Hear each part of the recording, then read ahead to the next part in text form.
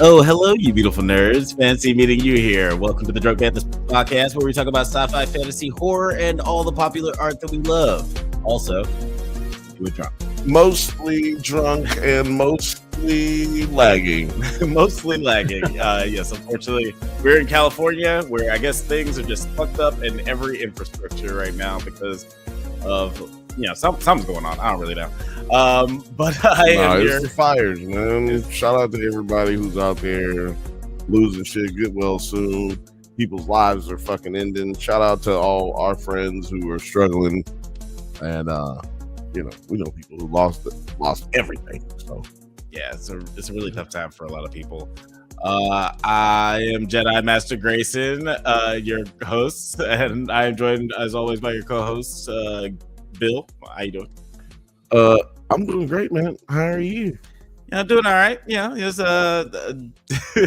like you said, there's been a really crazy week, but we're just trying. We're safe. Yeah, thankfully we're safe. We got lights, we got power. Things are lagging a little bit with the interwebs, but everything is mostly good. Shout out to everybody who's reached out to make sure we were good too. So Oh yeah, thank you guys for checking in on me, and I'm sorry for all the people who don't have my new number and think that I'm dead, but I'm okay, obviously. Yeah, because yeah, man, it was just weird. It was weird. So, oh man, I got so many thoughts on that shit. But you should check out the Bantha Bunch show on Thursday at 8:15 p.m.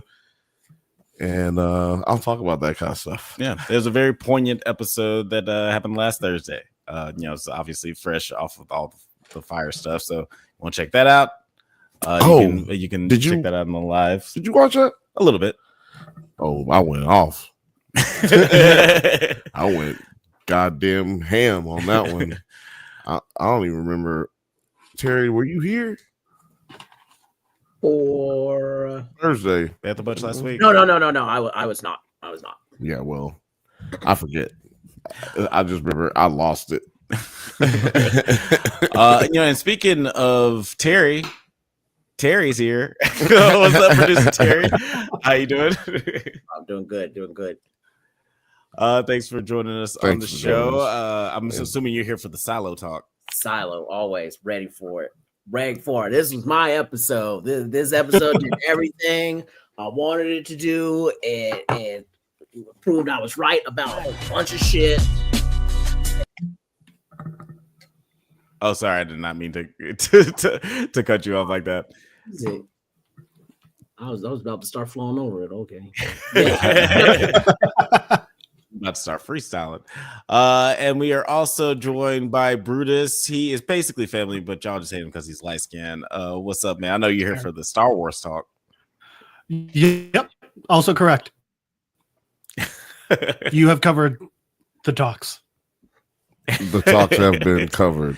Roll call has been filled out. The talks have been covered like breasts in a soap opera. Ooh. Let me clutch my pearls. Yeah, that's right. Yeah, we're talking Star Wars, we're talking Silo, and as always, we're talking shit.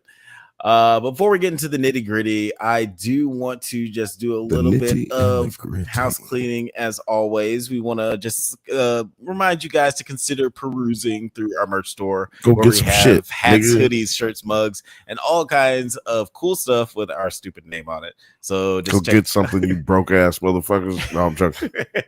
Quit being cheap as fuck, you cheap bastards. Shout out to Rachel, though. She did actually go to the store. Yeah, shout out to Rachel. Shout out to everybody who actually has gone to the store. Yeah, shout out to everybody who's actually been shopping with us at NerdsAtNite and at the Drunk Banthas channel. Yeah, there's some pretty cool stuff on there. I got some sweaters, some hats. You broke motherfuckers. No, and since we're talking, I'm talking about being broke. Motherfucking internet won't even. Yeah, right. We're like probably 15 seconds behind. But I just want to show some of this cool shit that we got from producer T. He sent us a little gift basket. Terry's very famous pens. Almost. Oh shit! There it is. There it is. Are you focusing? Not really focusing. Angle. Yeah, there you go. It's a little... No, here, I got you. There you go. This is amazing. Okay.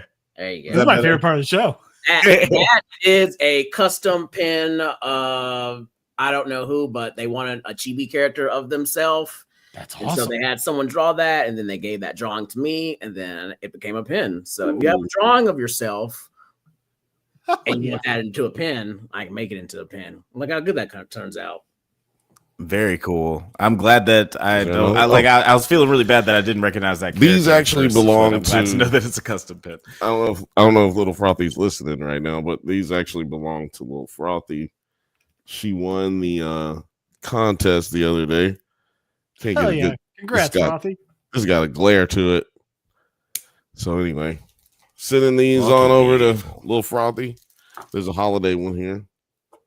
Oh, that one's still available in stores. Still available to buy. Get that. That's such a good one. That one is sick. Combo. It looks so good on this camera here. Two of my favorite colors. All this one really didn't come up really good, and I want everybody to see this one. Yeah, you did better there. Yeah. And that's just attention to detail. That's just show how detailed we can go. Yeah, that one is beautiful. That's why I wanted to make sure that one got seen. And did you show this one? Oh yeah. Oh no, I showed that one before the show. But yeah, I love this one so much because I have a T-shirt that looks just like proof that I work with the Alamo Draft House. If you want to be among some of the the best people to order pens, well, the Alamo Draft House orders pens from me every now and then. Mm-hmm. Oh really? Ooh. All right, my shoulder hurts now. But yeah, where can you got to do stretches. Dude, I punched some. I can say it now. So that's just a limitation. I punched somebody the other day. Is that the statute of limitations? Yeah, whatever. I had to hit him. The other day is like, well, it was the other day, so you're out the hook. Shortest statute there is.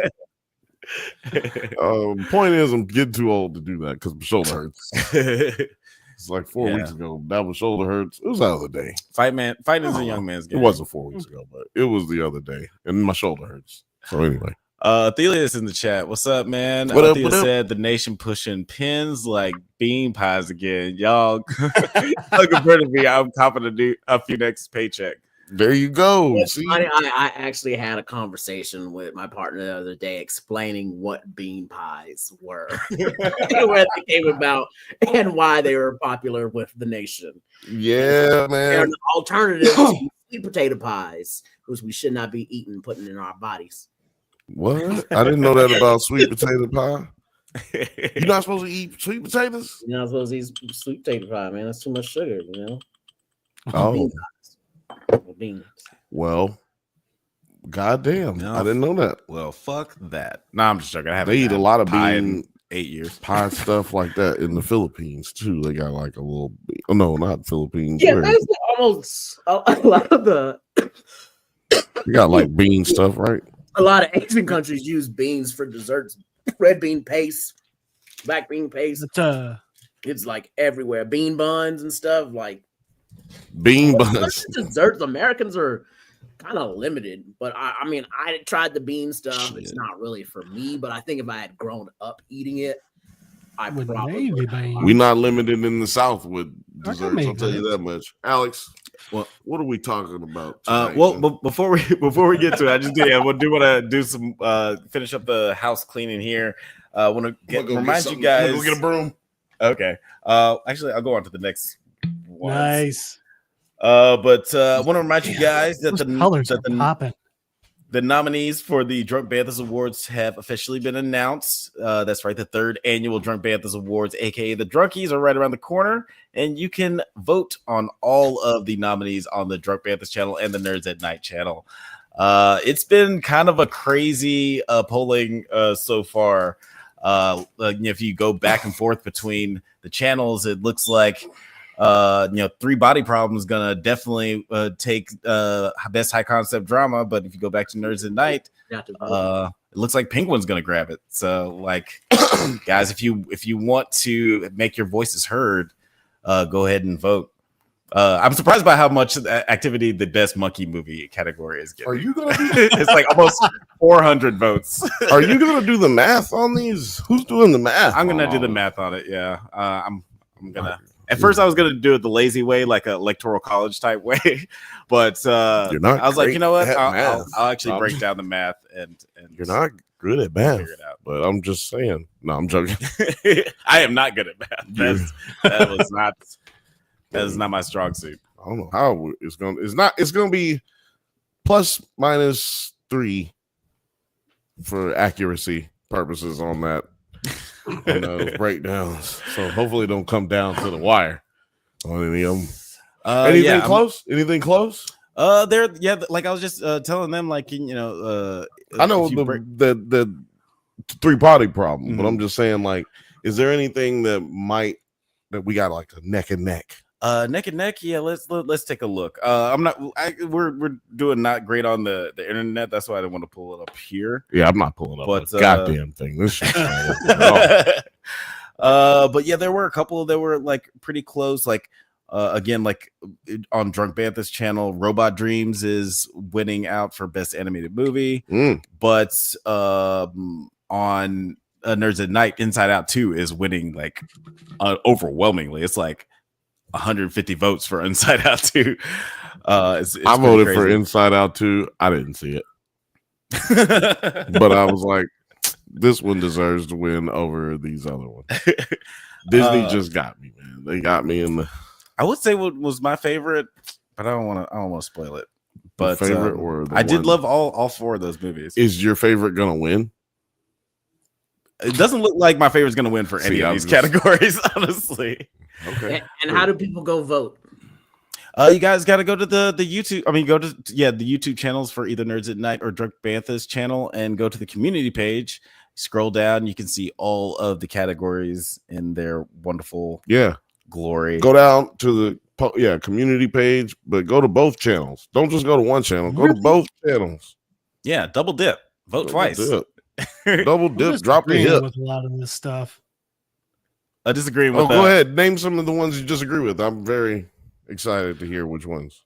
I mean, best drama. Shogun's only got 14%. That's some horse shit. Yeah, I think some of it might be recency bias too. You know, some of these things came out late. But on NerdsAtNite, it's got 21%. So I think people forgot the majesty that was Fuji. Yeah, exactly. Also, we need Shogun to win because that's like the only person out have someone accept an award, come into your lives to be a satellite and accept their award. We could actually get somebody to accept their award if Shogun won. Ophelia said Bill trying to get them Disney sponsors.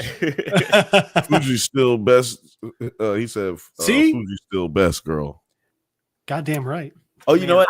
I'm gonna let you know that I did put my producer skills to the test, and I did write her in both English and Japanese to see if she wanted to come on the show, and I never heard back from her. So she was like, "This nigga's thirsty." You tried. Well, you know what you should have done? You should have gotten some nice bangs before you sent that over there. And once she sees those, she's like kindred spirits. Yeah. Or you could have gotten some merch over there, gotten some merch from the Drunk Banthas channel, and gone over there and could have sent it to her.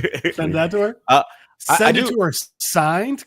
Come on. Oh my God! Yes. Very comfy hoodies over there. What you about to say? I was just gonna say, before we get into our topics, I do, and like while we're talking about the drunkies and the nominees, I do want to bring this up really quickly because I thought this was hilarious. Because we do have a category called Best Cameo. Where we have Channing Tatum for Deadpool and Wolverine, Jason Momoa for The Fall Guy, Jaleel White from The Skeleton Crew, and Will Ferrell for The Boys. The chat, I mean, the comments are just pretty funny. There's one guy who said Channing Tatum was not a cameo. And then NerdsAtNite responded, "How many minutes defines a cameo?" This guy responded, "If it's more than one scene, we can safely say it's not a cameo." And then NerdsAtNite responded, "So if someone is in 2 scenes for less than a minute or 2 minutes total, is that a guest star or a cameo? What's your definition?" And then this guy fucking goes off. He says, "You do not have guest stars in a movie. That's TV.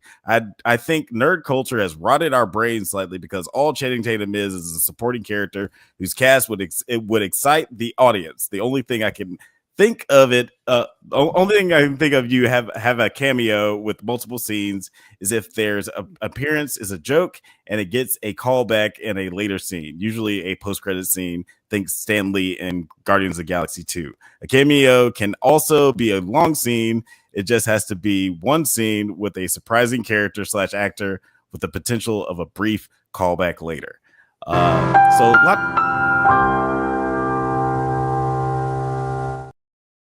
So that guy's girlfriend got stolen by Channing Tatum, right? He's got a lot of thoughts. He's like, you know what? Also, I hate Channing Tatum.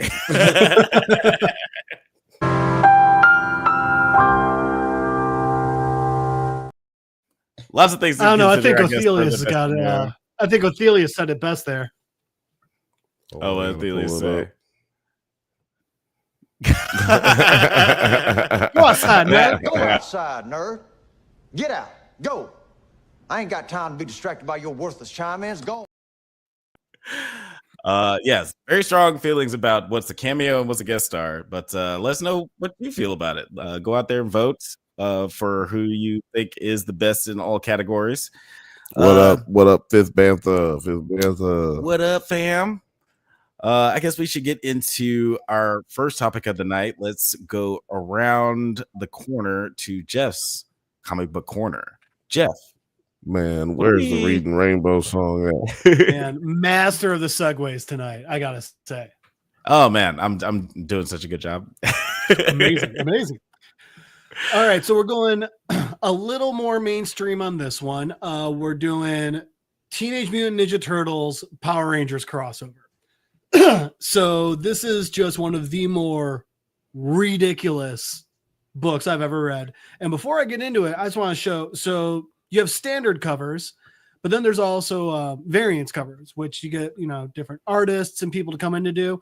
And I just think that the variants covers for these issues are freaking awesome. So, so we just got the variants covers are just the turtles holding up the helmets. Nope. Switch back to me. Back to Jeff. There you go. So yeah, I just think these are really awesome. And these are just all the different issues. You got the different the different turtles holding the different Rangers helmets. And I just think that's fucking dope. So anyway, and that's all of them. Okay, so back to the book. So this one opens on 2 seconds, Jeff. Hold on 2 seconds. With pulling that back up. All right. So it starts with us just getting a bit of a monologue. And yeah, this is just a standard cover, what that looks like. So this one opens up with a monologue. Someone just giving us a little speech, a little narration, pulling us in. And shockingly, for Power Rangers or Ninja Turtles, it's about family and the family you choose. It's basically just another one of those like, hey, family's not always who you're born with. It's who you've been through this with and that with anyway. But the cool thing about it is just that it goes through different parts of the Ninja Turtles universe and the Power Rangers universe while putting all the different weapons, both Turtles and Rangers, through it. So after that, it just cuts straight over to Angel Grove and the Power Rangers just fighting their monster of the week. And this one's like some big, like weird shellfish kind of thing. And we got the Rangers talking to each other and throwing really stupid quips. And then they're like, man, yeah, it's such another easy monster, but it'd be a lot easier if Tommy were here. And it's like, why isn't Tommy here? And then Jason just goes like, we need the power blaster. And then we have the Rangers get together and they all pull out their, individual weapons, put them together, make the Power Ranger blaster, and they kill the monster of the week. Next, it cuts to New York and we see the Turtles fighting. And a lot like the Rangers, they're fighting, but they're not like, they don't really have to think much about it. So they're having a conversation. And in this one, they're just talking about what they would like if they were human. And like, one's like, I don't know, hair. Another one's like, 5 fingers would be totally cool. And then Raph is like, no, I'm a turtle. I'm proud of being a turtle. Turtle all the way. And they're all like, all right, Raph. So then we got them all fighting the Foot Clan, and Raph pulls a mask off one, and it's just like this, like male model young Foot Clan soldier. And then the guy beats Raph's ass. And one thing I didn't remember about these books that I caught on to is how funny they are, because Raph gets knocked the fuck out, and Donnie's just like, oh, Raph just got knocked out by a foot soldier, and Mikey just goes, quick, get a picture. And that just made me laugh. So anyway, the guy that knocks Raph out pulls everyone together, and he goes like, oh, okay, Foot Clan, Ninja, Vanish, which, come on, we got to love that. But what we love even more is after that, Leo's like, guys, don't let him get away. And we see Donnie and Mikey getting in there, and Mikey just goes, did he just say Ninja Vanish? Aren't they supposed to just do it? And again, it's just, I forgot how funny these books were. So then we see Raph, and he's just like, oh man, like I'm hurt, but I can't look like I'm hurt. And Mikey and Donnie are talking, and they're like, and Donnie's like, Michelangelo, what should we name the foot soldier that was able to beat Raph's ass? And he's like, he says that Shoryuken Raphael, which I love. Michelangelo's like, I don't know about the Ultra Foot. And Donnie goes, Foot Super Soldier? And then the best one, Mikey goes, or maybe just Steve? So they settle on Steve the Foot Soldier, beat Raph's ass. And then Raph, being typical Raph, is just like, tell you what, I would like one thing about if I were human, I wouldn't have to be around you guys. And it's just like, oh, Raph. Already for the I don't need family Raphael part of the storyline. So anyway, they cut back to Angel Grove, and we see the Rangers just hanging out, talking. And they're just talking about how like Tommy wasn't there and they missed a test or some shit. But we see Kimberly talking to Zordon and Alpha 5. And Zordon's like, I'm telling you, just like, Kimberly's like, Tommy hasn't been around for weeks. He's not texting. He's not communicating. He's not calling. And Zordon's like, yeah. Okay. He hasn't morphed, so he's not in any danger. There's nothing he literally says, maybe he needs privacy. So when the big disembodied head is like, hey girl, maybe like chill it a little bit. Maybe like you're a little too much right now. I think that's a sign that your girl just fucking calm down.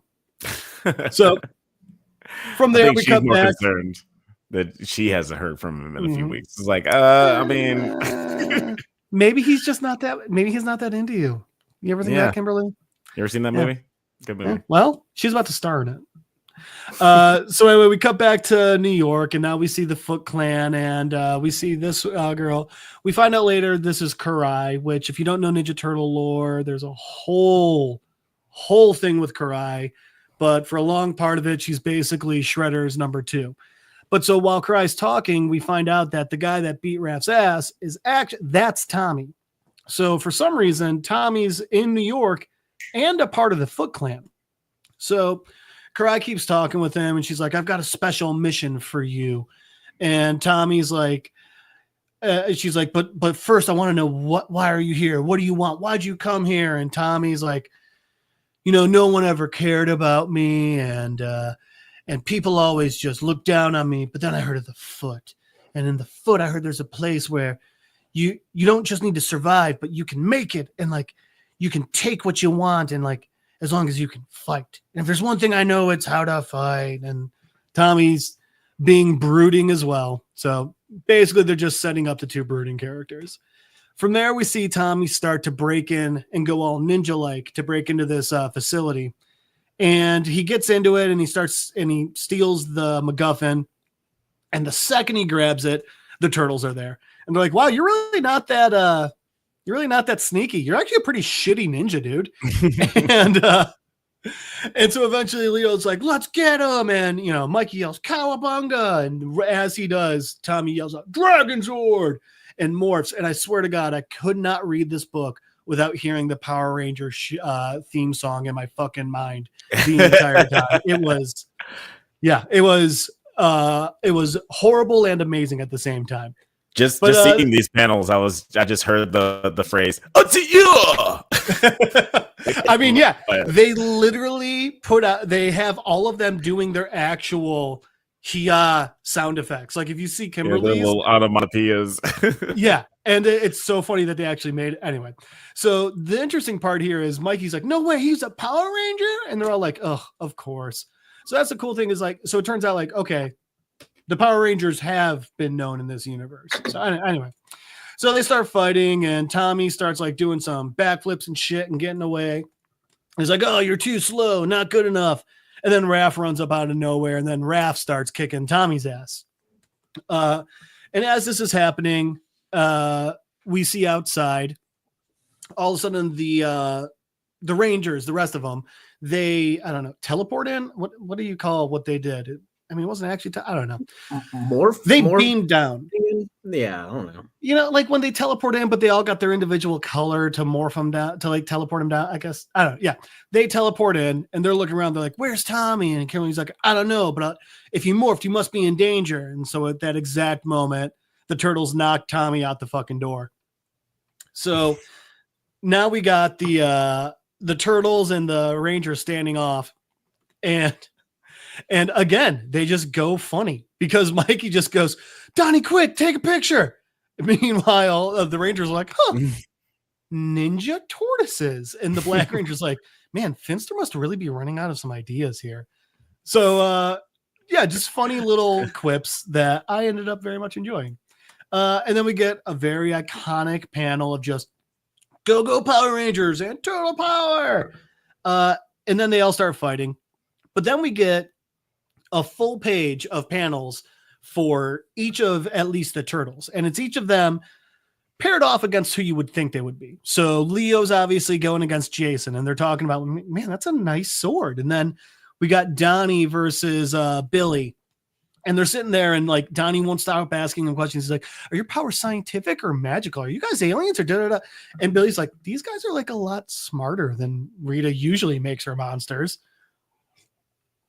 Next up, we get Mikey versus the Black Ranger, and they're sitting there, and they're just being goofy with each other. And Mikey's like, I thought you guys were the good guys, and he's like, we are. And Mikey's like, then why are you a shredder? And he's like, what's a shredder? So just more typical.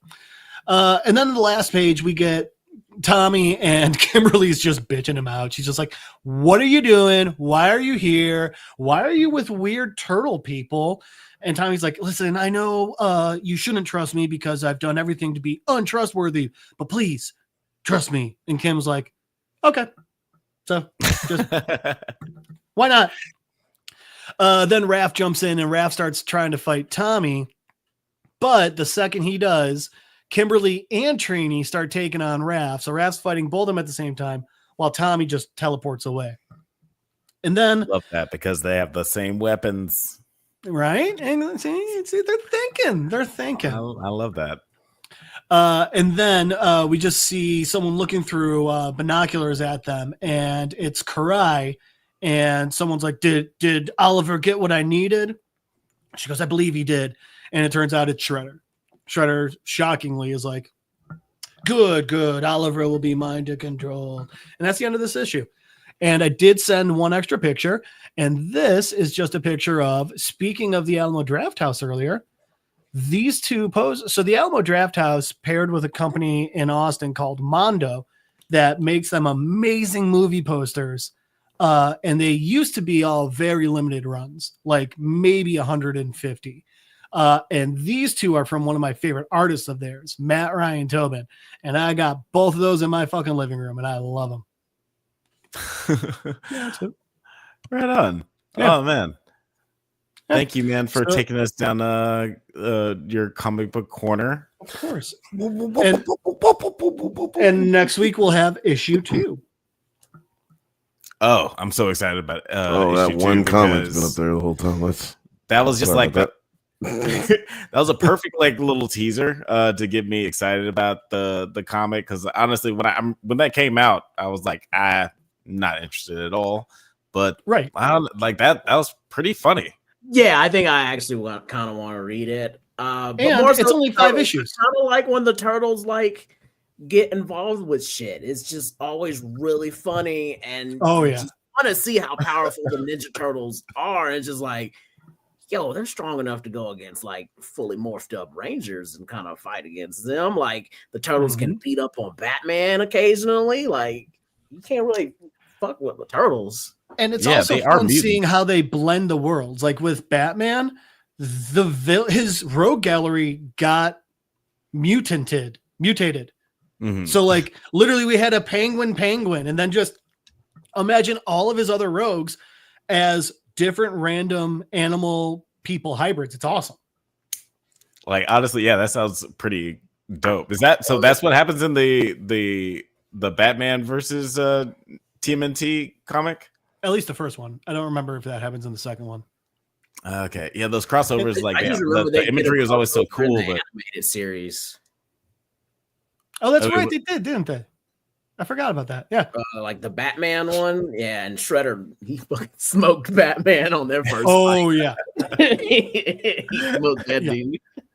Like he could get Shredder boss. The Batman animated series was a great fucking series. It does not get the love it deserves. Oh man, Othela is killing it. I gotta remember to say this at the end of every one of these. He said, "Another night with Toby Blanco's Rainbow." Blanco's Rainbow. It's Blanco's Rainbow. Gotta get that song.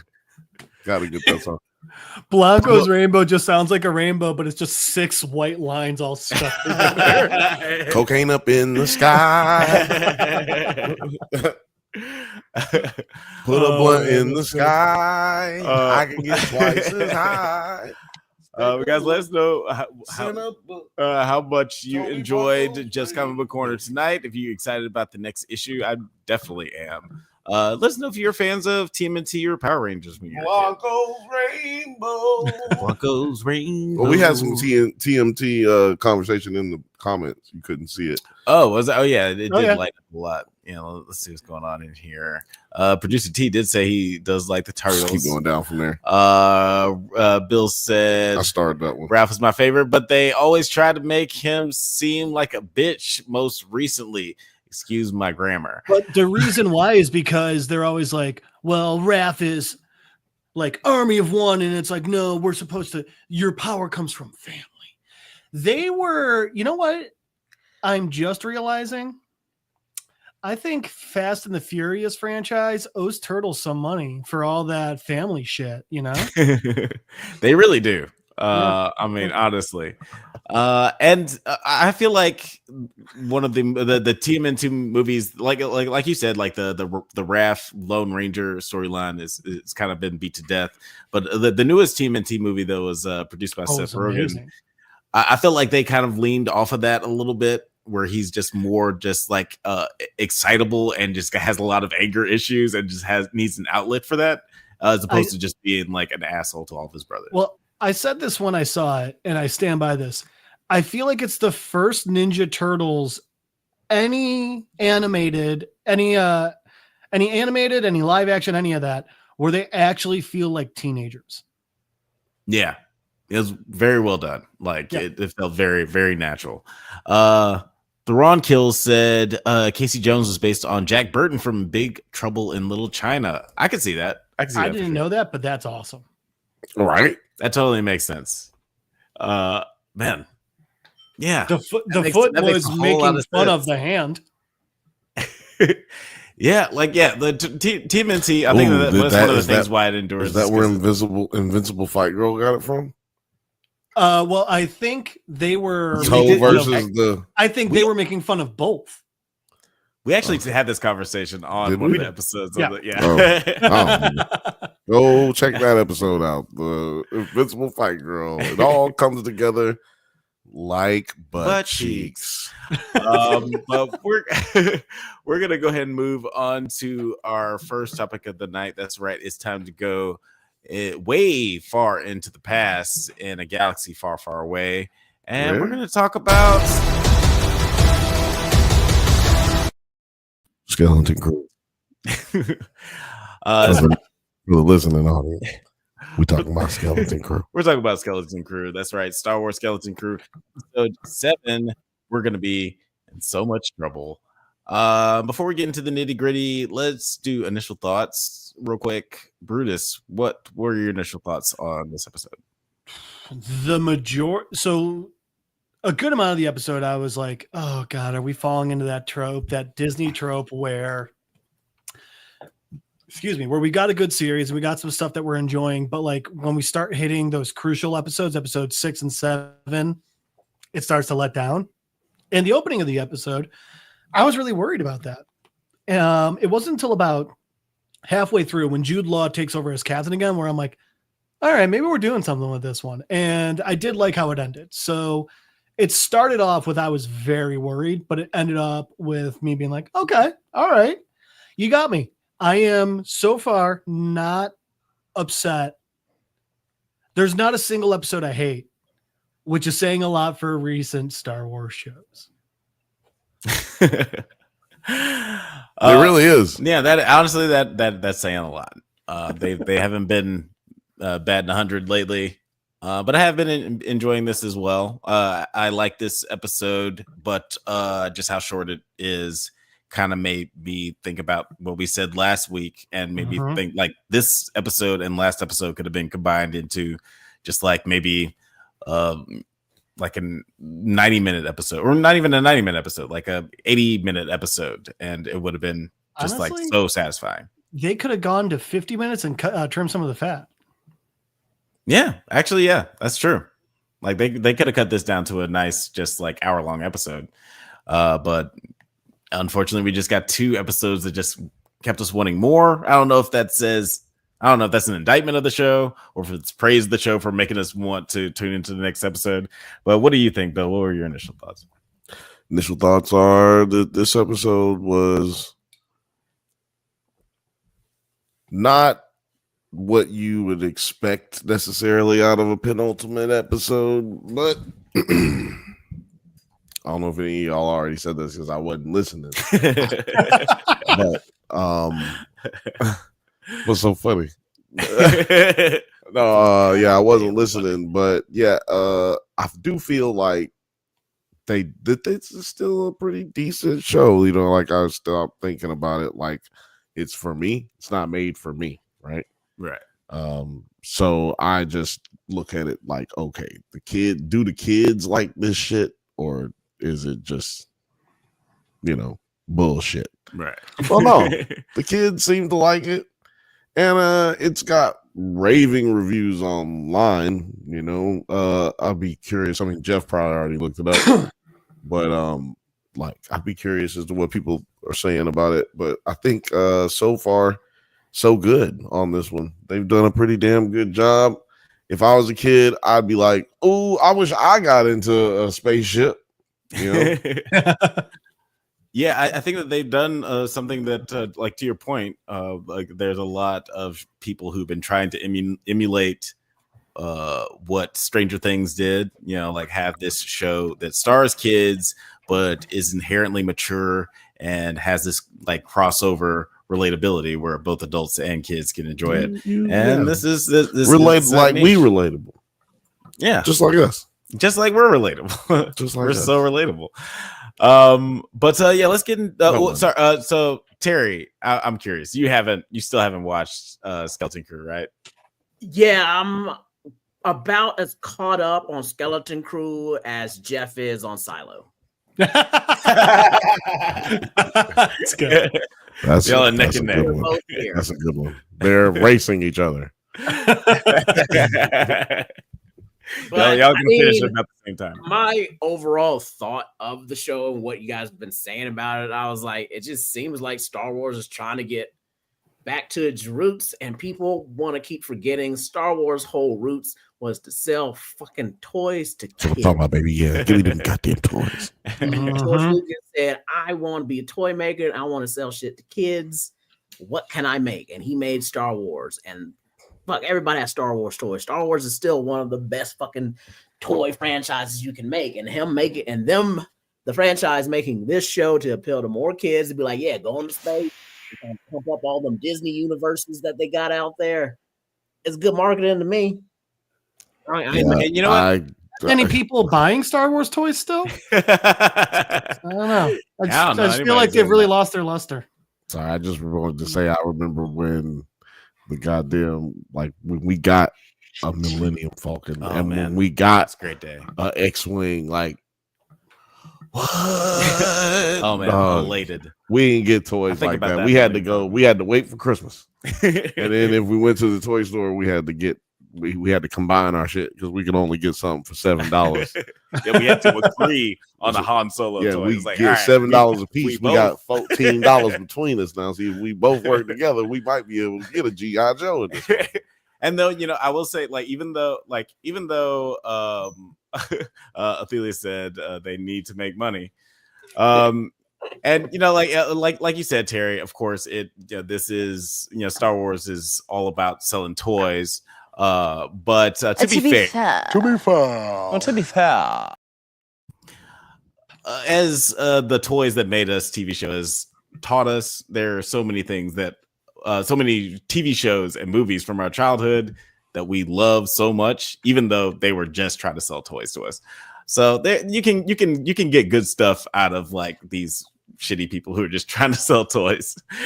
Thrawn Kill says, I'm still saying Thrawn is showing up. Now I am shocked that Thrawn Kill said something like that. Why would Thrawn Kill ever believe that Thrawn? Out of all the people, why would Thrawn Kill say that Thrawn's showing up? Do you get speaking of shows to sell toys? Yeah. Power Rangers. 2 of them. Yeah, that's 2 huge toy franchises. They're together, just stealing all on each other. I'm not gonna lie. If they made toys based off that comic, I would buy them now. Honestly, gotta catch them. If they had specialty, Power Rangers Turtles toys, I'd buy those. What about Pokemon I'm a little versus confused Yu-Gi-Oh? on the Pokemon Yu-Gi-Oh. Pokemon Yu-Gi-Oh. Like put that together. Oh, I have a Pokemon Yu-Gi-Oh crossover. Yeah. There's a way you could easily cross that over. Yeah, but I think it probably. There's a Ninja Turtles Naruto right now crossover. Yep. I hear it sucks. Hold on. Wait. Teenage Mutant Ninja Turtles. What crossover? Naruto. I thought he said Menudo. God damn. Now that's a bridge too far. Well, I mean, I don't know if you guys remember this, but there was a thing where the live action Turtles outfits went on stage across the country and were rock stars. Mm-hmm. Really? That's amazing. Yes. They had the Britney Spears mics and they had key Ninja Turtles Live. Yeah. That's amazing. We had the videotape. I did too. I never saw it. We have the documents. We can't prove they didn't come to see us, but I did get the videotape. Same. See.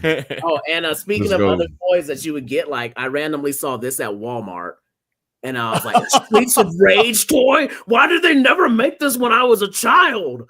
Why I fucking love that game?" And they're fucking making the toys of it, so I bought that. Yeah. You're welcome. Toys You're welcome, you just fucking Gen Zers and whatever comes after Gen Z. Y'all are welcome. Because if it wasn't for us, they wouldn't even be cool buying toys and shit. Because if it wasn't cool for us, then they wouldn't have kept selling them. Honestly, they wouldn't keep making shit. I have so many toys just as decoration now. No, it's okay. Yeah, there's no. Sure, Jeff. I thought about doing that for here, but then I was like, then we have to buy toys. And then people would start giving you toys for eBay. For Christmas. You find people, you search for what you want, but look for the people saying the or best or make an offer, and you just lowball the fuck out of them. I just don't want people sending us toys after they start seeing it up here. Let's send them some toys. They love toys. Oh, that'll get you started on collecting toys is $5 Below. Yes. Speaking of toys,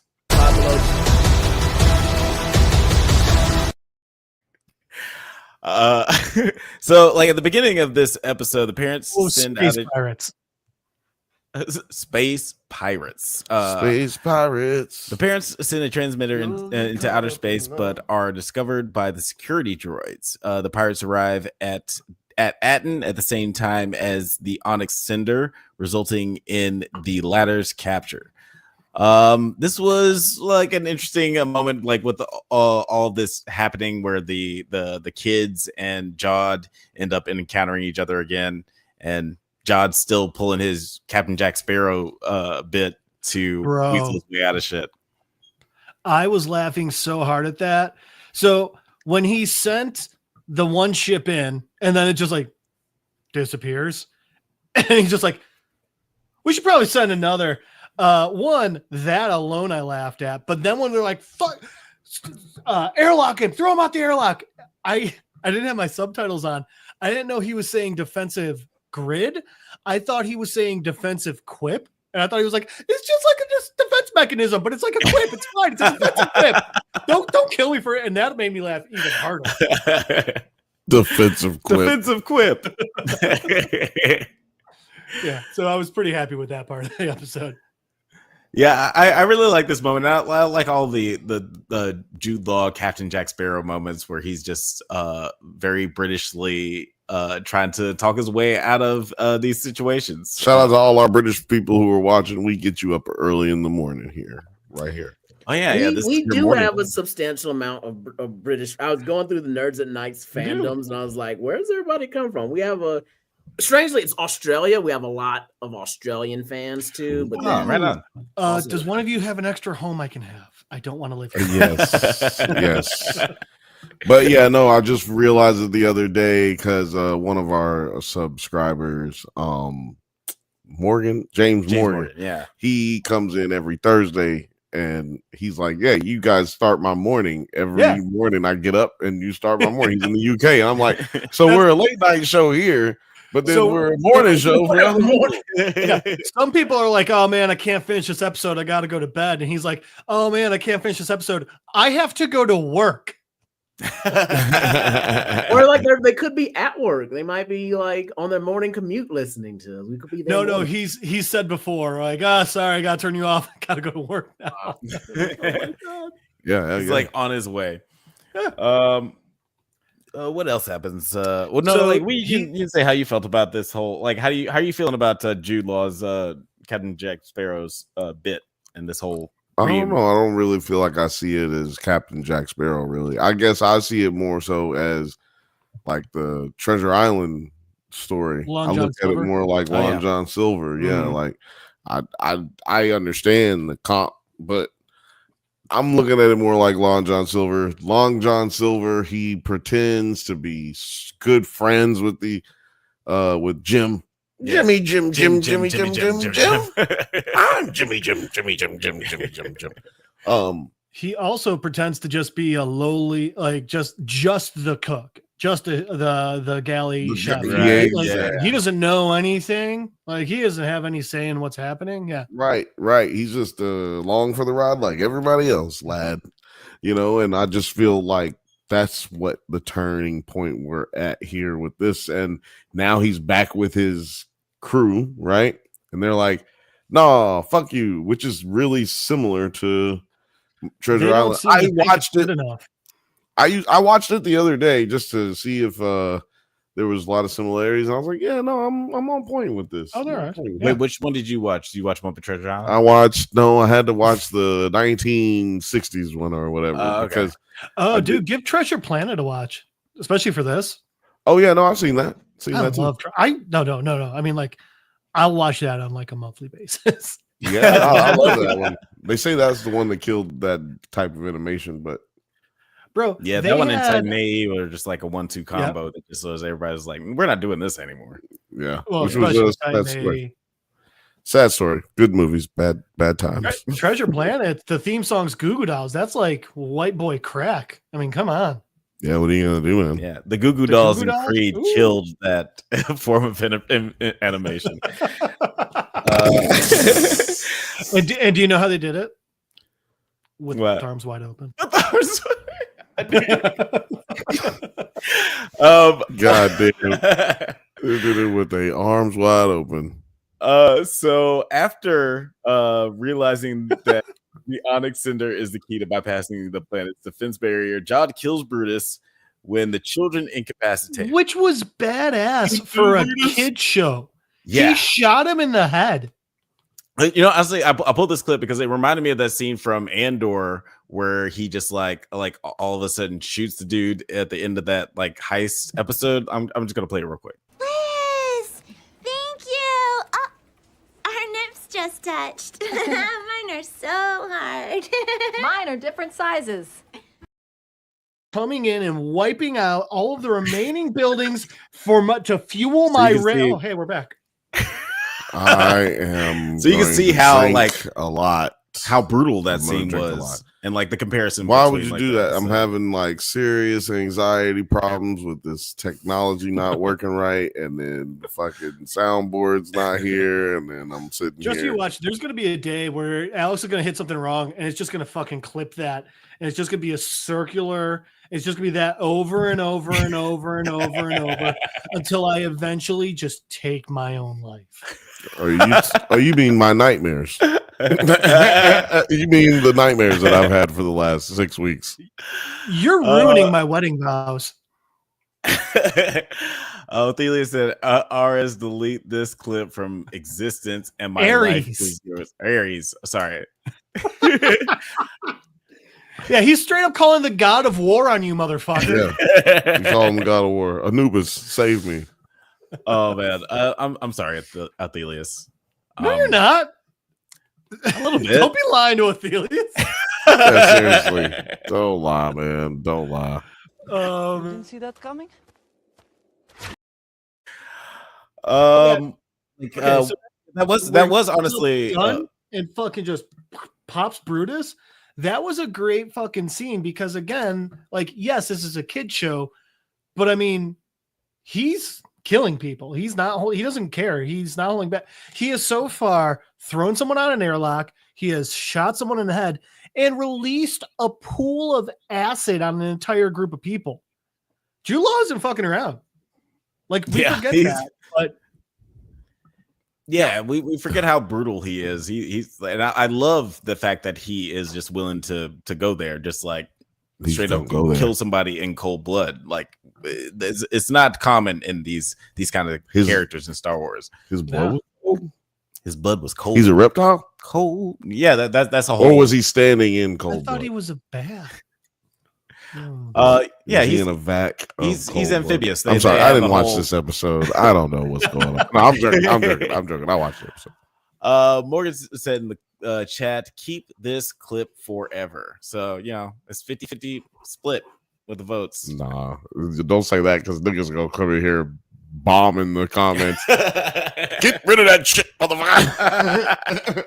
I mean, like we'll take the votes into consideration, and then they'll be tallied up, and then someone will decide whether the votes mean anything. That's not good enough. But sorry, what happens later on in this episode? Yeah, that after he kills fucking Brutus, the children manage to use the pirate code. Brutus. The children managed to use the pirate code to get SM-33 to turn on Jod so they can escape. But Jod stows aboard the Onyx Cinder, decapitates Smee, and threatens the children into silence. Well, hang on, because it was also friggin' hilarious how they got Smee to work for them again. They called unclaimsies. And that which worked. he goes like, all right, that's good enough. And then like when Jod is like, no, he's not gonna let us. They did, and it's super tropish, but where just like the person off screen just like punches him and he goes down immediately. It's incredibly cliche. It's very much a trope, but it made me laugh in this one. So yeah, again, they're also doing a good job of making this show funny. Yeah, even that's why I feel like we do have a problem is that these episodes are too short, and we are getting we're getting those moments where we're like, oh, that shit was funny. Okay, that was dope. Oh, that was a good scene. And then we go back into our little lull. But that's how you get an episode up and down. But you're left with wanting more. And I don't like their balance of up, down, because it seems like they just, I don't know, every episode ends on a down. really, not on and up.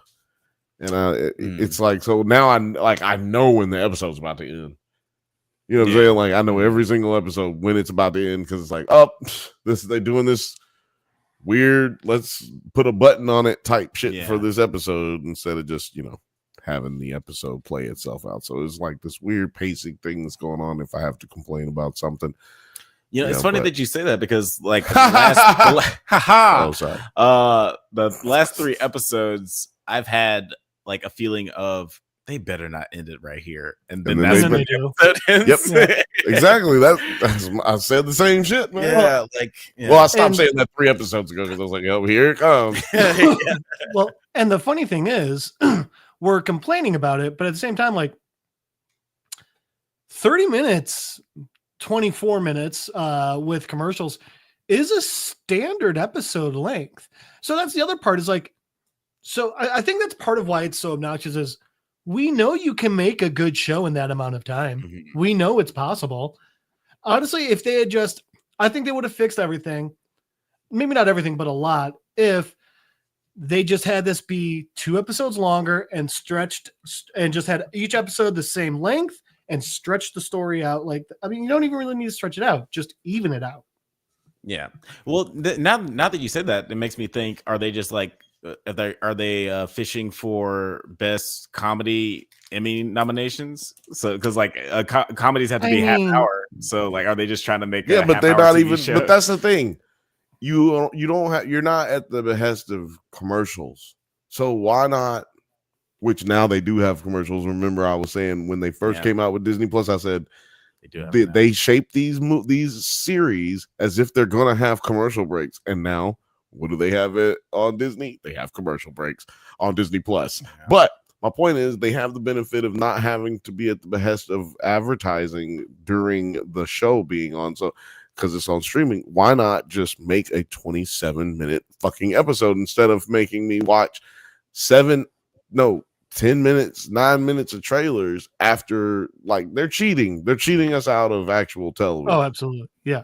Well, anyway. Yeah. But anyway, I'm just saying Star Wars would have been officially back right now if that was out. If you X that out, and even if it's just 9 episodes or 6 episodes, I'd be good with that. If you X that out and increase, let's increase the length of the episodes. Yeah, like they could have gone there's a lot of shows on HBO Max. The half-hour shows are like 29 minutes, and then there should be a rule that I'm fine with. Yeah, there should be a rule. Just like you said, they got a rule 30 minutes for a comedy. It has to be at least 30 minutes. It should be a rule. Streaming service TV shows should have to be at least 40 minutes long. They should have to be at least 40 minutes long. Unless unless you're gonna go over. I like the formula of like your dramas have to be on average an hour. Your comedies on average half hour. I like the idea of just consistency. Like if you like the fact that one episode could be 30 minutes and one episode could be 55 minutes, that just pisses me off. Consistency with the story. Like if every episode were 30 minutes, I'd be cool with that. But every hour, I'm cool with that. I'm just saying they take liberties to put 7-8 minutes of fucking stupid ass end credits. Yeah. So that's why I say 40 minutes, because they gonna play mind games. They gonna play with it anyway. Yeah. So you just get that extra time because you know they're gonna fucking do what they want to do. Someone rated the last episode. Sorry, no. 11 people have already rated the last episode, which has not come out yet.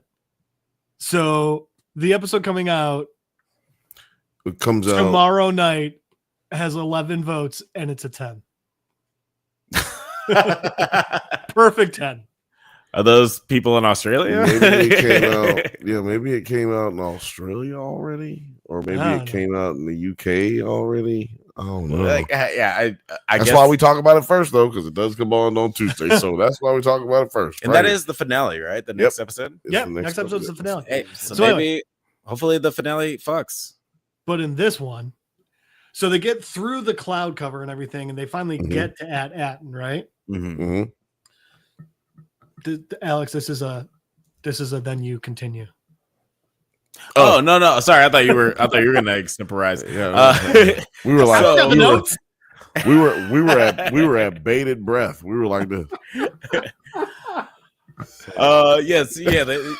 The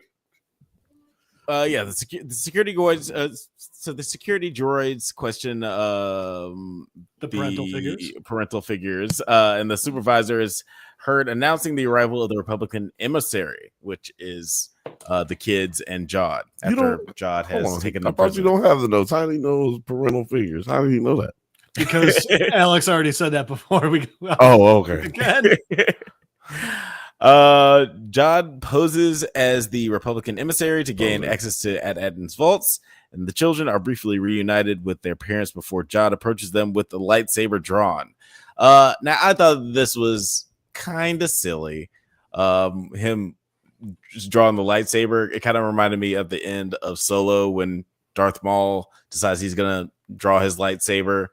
It's like, if you're just trying to signify that you're a Jedi, you can just say you're a Jedi, show your lightsaber. You don't have to pull. You don't have to pull the gun out. There's a time where somebody was like, they didn't believe it was somebody. There's something in Star Wars where somebody didn't believe somebody was a Jedi, and they pulled out that shit. They're like, oh.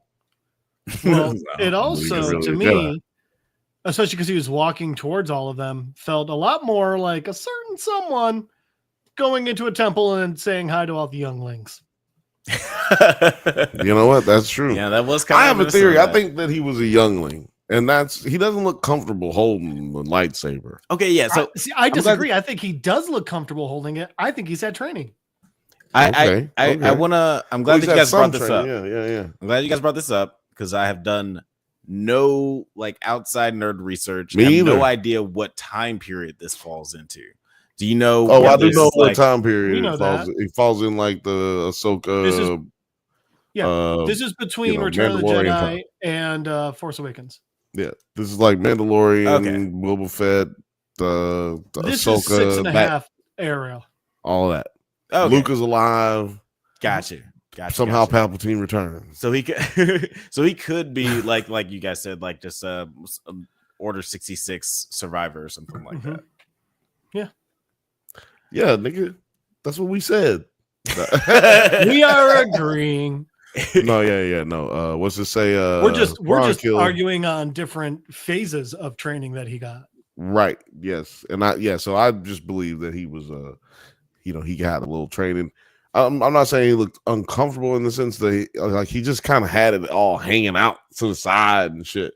Like not like, holding it up or I don't know. He wasn't in any fight stance. He just kind of was holding it, and maybe I feel like the way he took off Smee's head was like, boop boop. No hesitation, no awkwardness. He was just like, whoop, let's do it.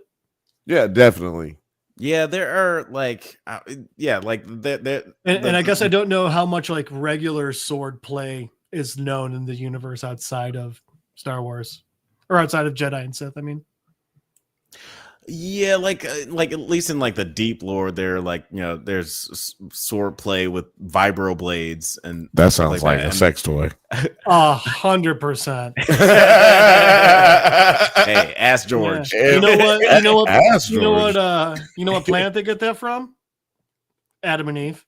Oh, I thought you were saying Uranus.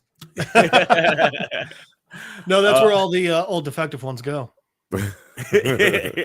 Right up Uranus. And there are 4 different lightsaber fighting styles and stances. I thought it was 7.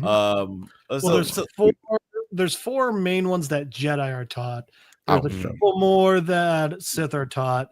There's 1 or 2 that Gray Jedi like Windu use. So there's but I'm not typically you're taught 1 of 4 stands. Check out the top Jedi video on Drunk Banthas podcast.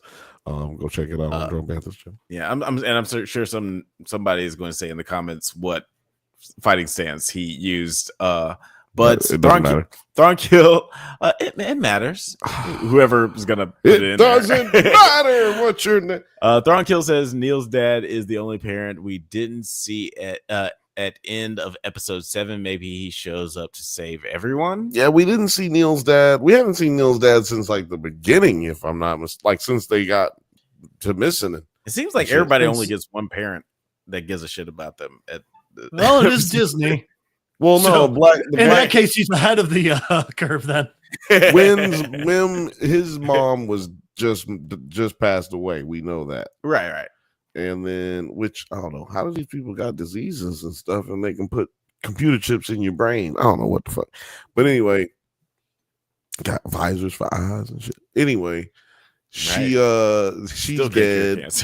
We know Neil's dad is alive. Like Neil's got his whole family. He got brothers and sisters and shit. Yeah, they were watching the Christmas special circus. Right. So, and I don't know if old girl has her dad alive, but maybe not. Maybe that's why her and Wim are like the ones who go up against each other. Mm-hmm. And then we saw that what's her name? KB. She got two mamas. Oh, does she? Jolly she does. She got two mamas. Oh yeah. They've been saying that since episode 3. Oh, I'm amazed we don't got a lot of people just up in arms about that. You can have an elephant, Dad, but not two moms. It's because they don't know. I got a theory, but I don't know if I should say it. But it's racial, and yeah. And I feel like it does feel like I haven't. Go ahead. Again, I haven't been paying a lot of attention to like the peripheral of this show, but it doesn't seem like there's been a lot of nerd backlash from this show. Do you think that it is because it's so like removed from the characters that we know and love? It's not like fucking with any lord that we love. Brutus, do you think that has any reason why people are not hating on it as much? I think it's that, and what we've been saying the entire time. I also think it's the fact that it's a kid show, so adults aren't like, this can't attack the stories I know. It's like, calm down, go outside, nerd. Like, it's fine. But again, like we've been saying the entire time, the fact that it's made for kids, and so obviously, I think gives the wider audience more permission to enjoy it. Yeah, like they're threading the needle pretty well. What happens next as the security droids question the Crockett. We already talked about that. Crockett. Sorry, I was keep saying Crockett instead of Crochet.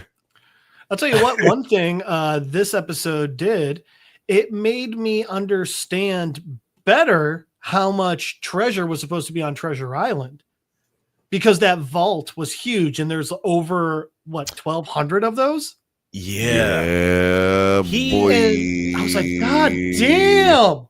All those pirates could have their own fucking vault 3 times over. All them pirates, they could take some stuff and then just leave. Like, they would be fine just taking a one little silo of which pirates are known to do. They are reasonable. Just be take reasonable. $50. You don't need all of this. Let them be. Just take some and leave. Nobody ever hear from you again, except for you will be the only person using credits in the motherfucking galaxy. Like, so that will be a little odd for you. But who cares about all that? That's suspicious. That's weird.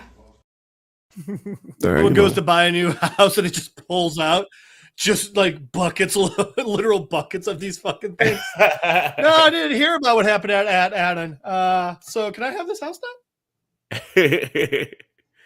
Conspiracy Bill on to something. I forgot which one was my conspiracy. I can't remember the conspiracy. Obviously I am. Obviously I am on Thrawn Kill. I didn't see what the vault number was. If you could you mean the amount of vaults was an Easter egg, or was there a number on the specific vault they showed up at? Yeah, it must have been the vault number. Also, if the amount of vaults was there was over 1,000. No, I was just checking. You know what? He might. Othelius might be talking about what I was talking about with the 2 moms. Yeah. You know what I'm saying? It's racial. It's racial. But I'll tell you what. That's suspicious. That's weird. Sorry. Tell us what. No. It was suspicious and weird, so that fit. I was in the end. I was happy with this episode, and I am Amount was Thrawn Kill says amount was 1,139 and THX 1,1138 is Lucas' first film. Oh, that's cool. I did not even well know that. caught, Thrawn Kill. Yeah, shout out to IMDb didn't even have that trivia. Man, Yeah. shout out to Thrawn Kill. But yeah, no, I was happy with this episode. It makes me. Go ahead. No, go ahead. I was gonna say, Thrawn Kill, do you need a research job? We'll get you a research job over here at the Drunk Banthas. Just send us trivia. Actually, send it to Jeff. There was something we needed the researcher to look up earlier. Yeah. Was it the IMDb? Oh, Thrawn Kill. Find us where we can watch Meteor Man. Anyway. I forgot about Meteor Man. Meeting. I'm writing this down now. It's like, yeah, we need to resolve that. But guys, let us know what you thought about the penultimate episode of Skeleton It Crew. made me excited for the last episode. I'll tell you that. Yeah, same here. And Gave I feel you a like little TP, a little pinch, a little tit. There was some one. tingling. There was some tingling Yeah. going on. My pants felt smaller. It was good stuff. Yeah, buddy. It's like these pants fit a minute ago. Yeah, guys, let us know what you thought of this penultimate episode of Skeleton Crew. I think that this is gonna go in a Treasure Planet way in the finale. Oh, absolutely. I mean, this is going to be the end of the genre. yeah, it's gonna just nobody's gonna make Star Wars shit after this. Well, you said Jeff, before we jump off of this, when you said that this was you said this was rated high. What was the rating for this episode? Second highest rated episode, 8.0. Damn, solid 8. Which is extra interesting because the series overall only has 7.3. Right. Okay. 7.2. Interesting. Yeah, that's kind of where I would be at, as far as this episode. Like, I'd give it like a 7.5, 7.3. Yeah. Sorry, I'm just one laughing. episode on Thrawn Kill. He found it for us. Robert Townsend coming He up. says, but then the next one, Fubo TV. he fucking I found said it. Fubo TV. All right. Fubo, not He's hired. Fubo. Fubo TV. You know what I think it is? I don't know I think Fubo might be one of those ones where it's live TV. It's free, but it's live. You got to catch it live. Yeah, I no, think it's that might be it's like having like Dish instead of DirecTV, or like Dish instead of fucking TiVo, because now but streaming you is can't just regular look up an ass episode. TV. Yeah. Right. No, yes, exactly. But yes. I think it's one of those ones where just look up you can't like just search for whatever you want. You just got to catch it when it's on. It's like having basic cable back in the day. you get the new TV, you hit search channels, and then it go through about 126 of them, but you only got 54. Yeah. But only. Yeah. That's exactly what I was gonna say. It's like static. Oh, yeah? Static. Oh, MTV too. Yeah. Ooh, I didn't know I had that. Titties. Oh, titties. Wait a minute. No, wait. Sorry, y'all don't know nothing about that. That's how you used to have before. Solo, silo, CC, stay What's that style, sound? break style, Wait, what's that sound? stay low, style, I guess stay. solo, silo, Silo. CC, stay style, break Stay. That's low, right. stay low. Oh man, I guess that's the sound of Silo around the corner. Before we get into our next topic, Brutus, are you about to dip out on us? Do you feel like do you feel like Do you want to go home? Later. But before you get out of here, do you want to tell the people where they can find you on the internet? Where can they stalk you? Of course. You can always try and Skype me at Don Cheadle's driveway at littleDicky2.com. It's because of the hackers. You can try and find Jeff Madel on Facebook at MadelJeff on Instagram. But as usual, the easiest is just be on this channel on Monday nights and see me take us way off topic. Yeah, he will join me in moving Alex off of his stoop several times a day, a night. By the way, Brutus, I wasn't guys. Brutus, I wasn't asking you to leave. I was asking if you wanted to stay. So I don't want you to. No, I know feel what you like were asking. you got it. I just don't care. Have fun talking about Silo, guys. Later. Appreciate you, Later, man. bud. Peace. Later. All right, man. That's right. We are all done talking about Star Wars. It is time Star to Wars. go into a post-apocalyptia and talk about Silo. Wrong Wrong theme. Just play the good theme. This is a suspenseful type show. It's not very actiony like that, man. That's not how it goes down in this. Look, That's a we very use Mission the one- Impossible type. Like, Yeah, we use the one that they send us, which they didn't send us one, so we had to rip that one off the internet. honestly, I did go with the most. Like, there were a couple of trailers with a sting. I did go with the most dramatic one. Well, when we do Severance, you're gonna have to like do the one that's like eerie. You don't want no trailer shit. We want that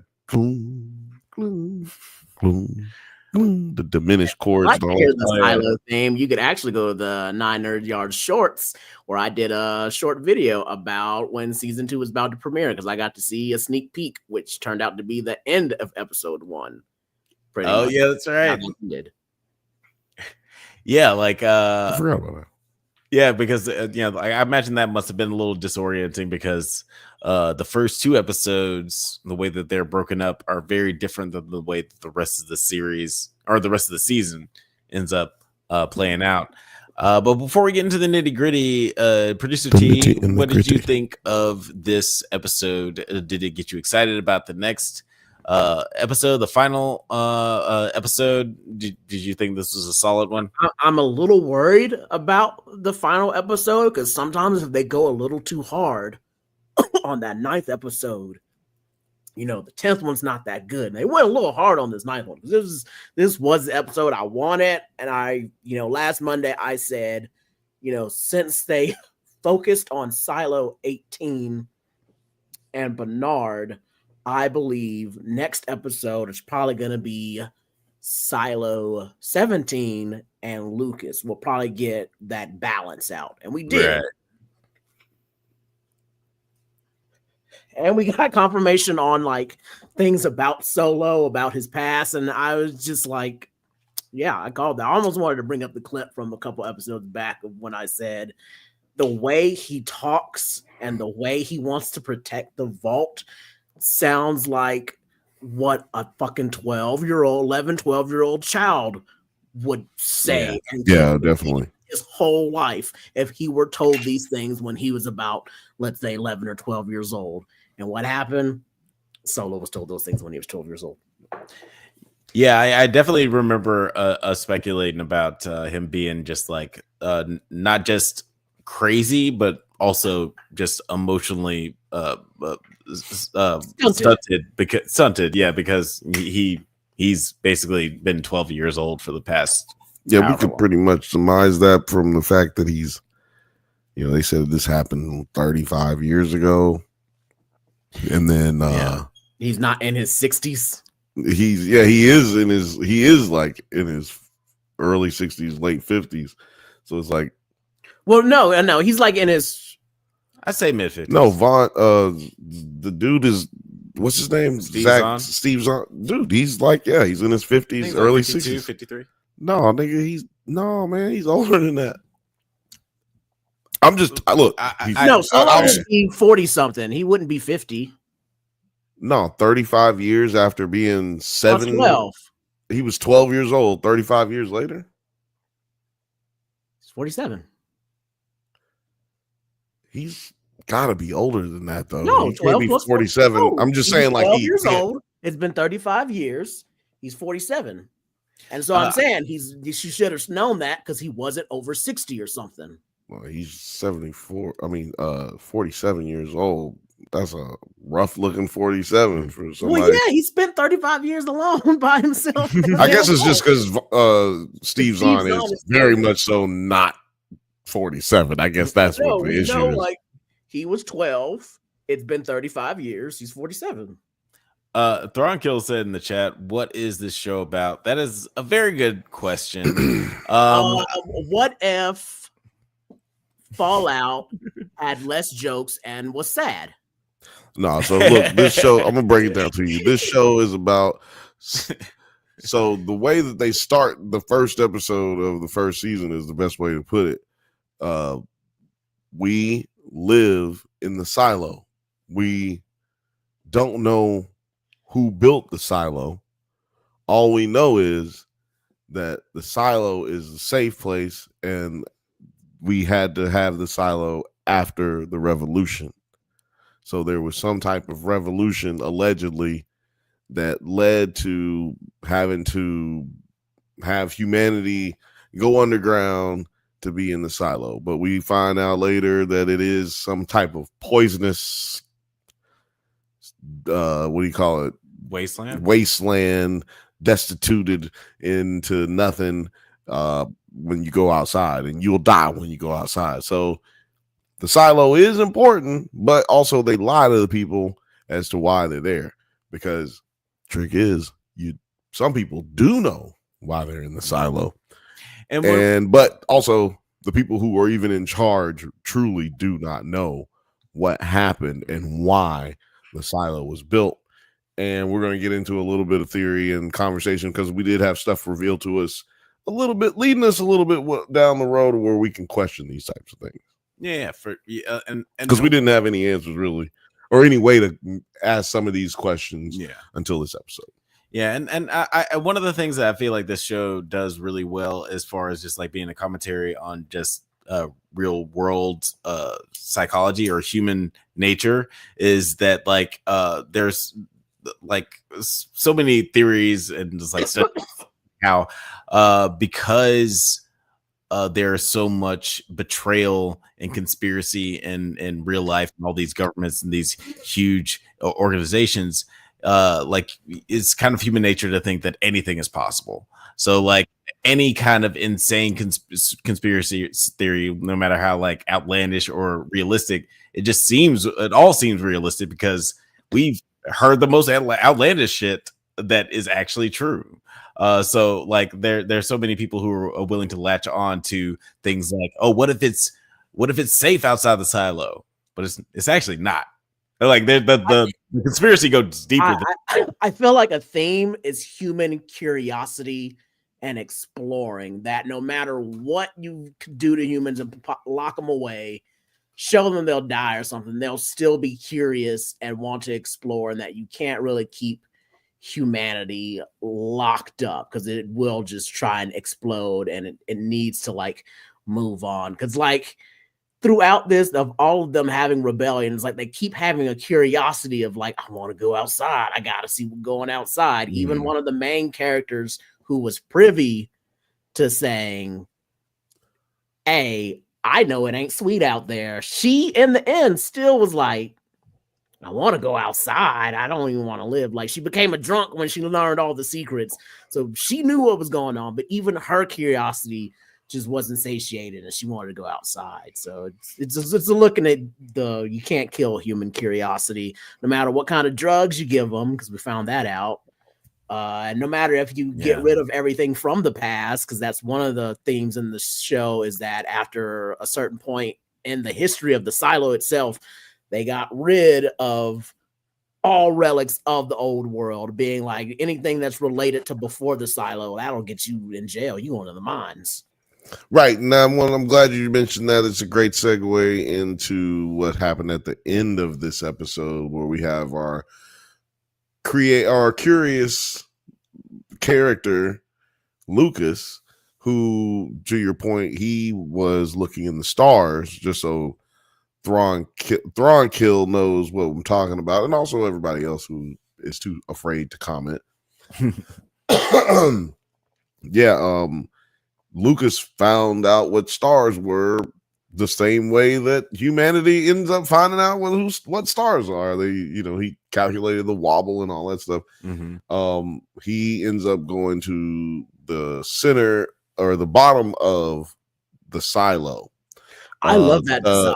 I love how they really flesh that bottom part out with all the drills and everything. Because I was always curious, how the fuck did they make this silo? And you see all the machinery still there of how it worked. They definitely had touched on that they touched on it a lot in the first season, but then never really came back to it. And it was kind of something that we had already theorized, that there was some kind of tunnel that connects the silos. Now we still don't know what it does or where it goes to, but I was interested. I'm sure you have notes for the last scene. Go ahead. Well, I was just gonna mention that Lucas learns that like you mentioned, Lucas learns that there are 50 other silos, and following Quinn's letter, travels to the lower levels. Lucas finds the tunnel underneath the silo, where a door a computer warns him not to tell anyone what he has seen,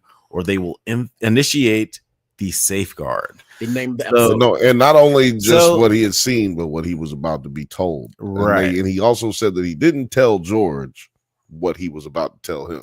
Right. Yeah, and we as an audience are also kind of left in the dark. We don't know exactly what he knows, because he's already at least decoded something from the books, letting him know what Salvador safeguard is. Yes, Salvador Quinn's book. Yeah. What the safeguard is. Like, now, are there any? You guys have any theories of what the safeguard is? I think it's gonna kill everybody. I think a safeguard kills a silo or something, because it seems real important. Because Salvador Quinn obviously didn't tell anybody what was down there, and he went so far to destroy. He came up with the craziest plan to keep revolutions from happening, and you could say for 100 and something years his fucking plan worked. So I was and they were having them every 20 years. So until I hear some backstory about the other silos and how they're doing, I would say Salvador Quinn made a right decision, but that is very rash and very fucking crazy. And then the next person to see the tunnel was the judge, who we know became a drunk and Judge obviously suicidal. She quit being a shadow the day she found all that stuff out. And she was like, I don't want to do nothing no more. I'm done. And they're just like, what's up? And she's like, I just want some alcohol. That's it. Leave me alone. 20-something years, she was just she's just a drunk. That's can you just give me some Zinfandel, please? Can you just give me some Zinfandel? And then it got to the Are there any homeless people in the silo? Are there homeless people in the silo? Put it in the comments. Do you think there's homeless people in the silo? Let me know. I am gonna say, what about people who get you're all at home, aren't you? But is there somebody who just doesn't want to work? And just we were kind of talking about this the other day. What is the setup of the silo? Because they go off sometimes off of the steps, and then they do things. It's other very places. wide, kind of looking sometimes. Right? It looks I really want to see a good map. They got them online. I'm not nerdy enough to have clicked on those. I looked at a few. I looked at the level ones based on the book to figure out what all the levels would do. Right. We're gonna have to look at some blueprints for the finale of the silo. Yeah, we'll pull it up. Maybe we'll have internet that's good. Let's go back to the beginning of the fucking Lost Tribe children. Juliet is confronted by Audrey, the leader of the 5 young survivors, who commands that Juliet open the vault for them so they can access the food. Solo is alive, but Audrey wants to kill him for the death of their parents. So she kind of wants to kill anybody, right? Yeah, she seems kind of murder. Yeah, she's a little. A little shooty. Juliet realizes that she's very good at what she does. So she wants to exercise her skills. Juliet realizes that Solo was a child at the time of the rebellion, and Solo confesses that he killed the group's parents out of self-defense when they broke into the vault. Calm down. And shot him.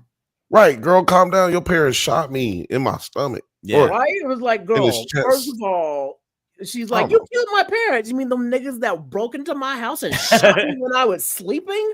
Those people? I didn't know who they were. They broke into my house and shot me while I was sleeping. And I want to jump ahead a little bit because I just thought this was like a sweet moment. And it was kind of like when we see that Juliet found the second suit, because the one that the shadows get. And Solo was like, well, you found the suit. Why didn't you just leave? And, Juliet just kind of looks at him, doesn't say nothing. And then, he slowly like puts his hand on her shoulder and you're like, oh, I'm still thinking, hey, nah, man, she still owe you like 2 more times, bro. That's only got you like 2 more times. Don't let her just run off on you like that. She owe you still a whole lot more, Solo. Like, that was a really great moment. Let her play you like that. Don't let her play you out like that. Yeah, we got that moment though right here. I don't know if I can. Oh wait, I think I can do this. Or you can probably see it a little better. But yeah, they had this little moment where they were like holding each other, and she didn't even say why she didn't leave, but you knew why she didn't leave. Yeah.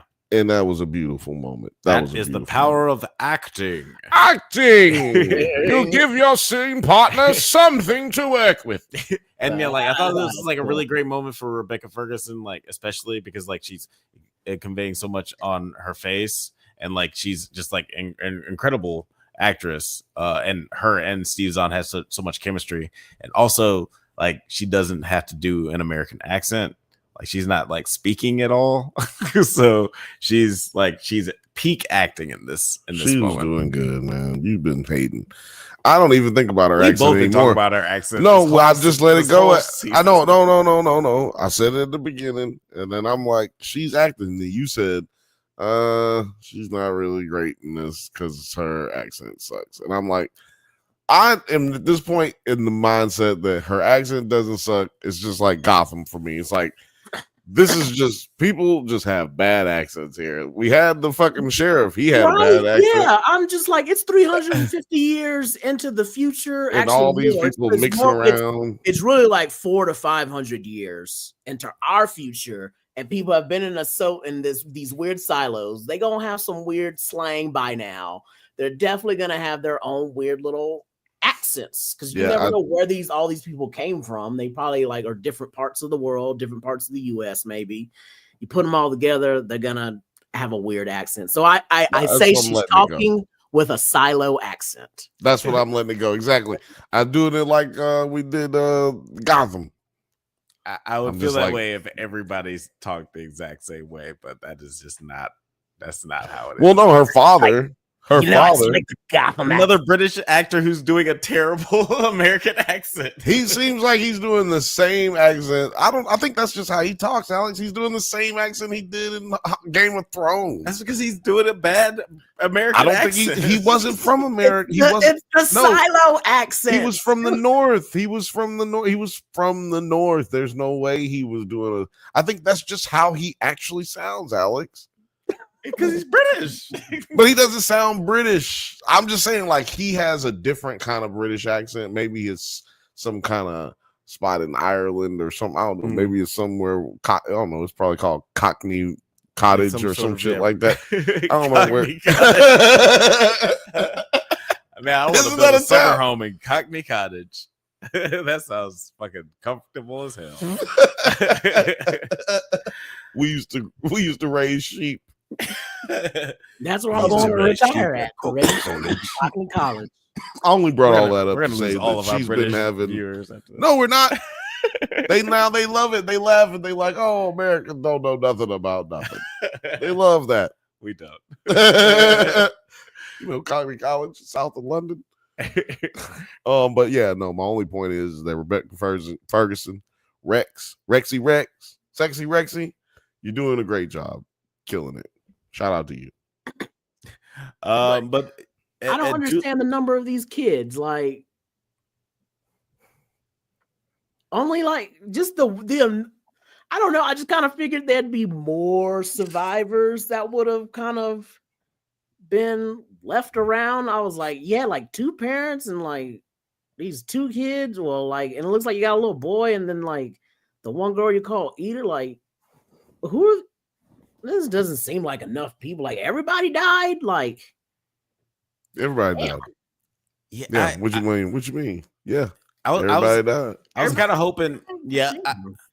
I was kind of hoping that this is going to be like at least half of a retrospective episode where we see what happened, because there's still so many unanswered questions. Like, I'm excited about the finale, but I don't think they're going to be able to wrap up a lot of these things in a satisfying way, because I want to know how they've survived so long, because there's still no food. There's plenty of water, I guess, but there's still no food. And I would say that girl and guy have to be maybe 20s. I would say like 19 at the very oldest. Yeah. If we're trying to stretch, I would say 20 at the oldest. No. Like, I feel like it could have made more sense. Or 19 at the youngest. Way more kids. Like, there was like a whole like tribe of children. That's why I think that the time periods have got to be fucked up, because check it out. This is the thing. Wait a minute. Hold on. I was like, I know. Yeah, you already know what time it is. Oh, wait. See. First of all, Thrawn kill. Yes. Rebecca Ferguson. That is Doom Mama. She is in it. Song now. You gotta play the Dune song. Gotta play the Dune song anytime it is up. But also, I have a theory.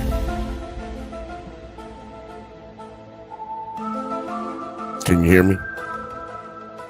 All right, let me tell you something. I believe,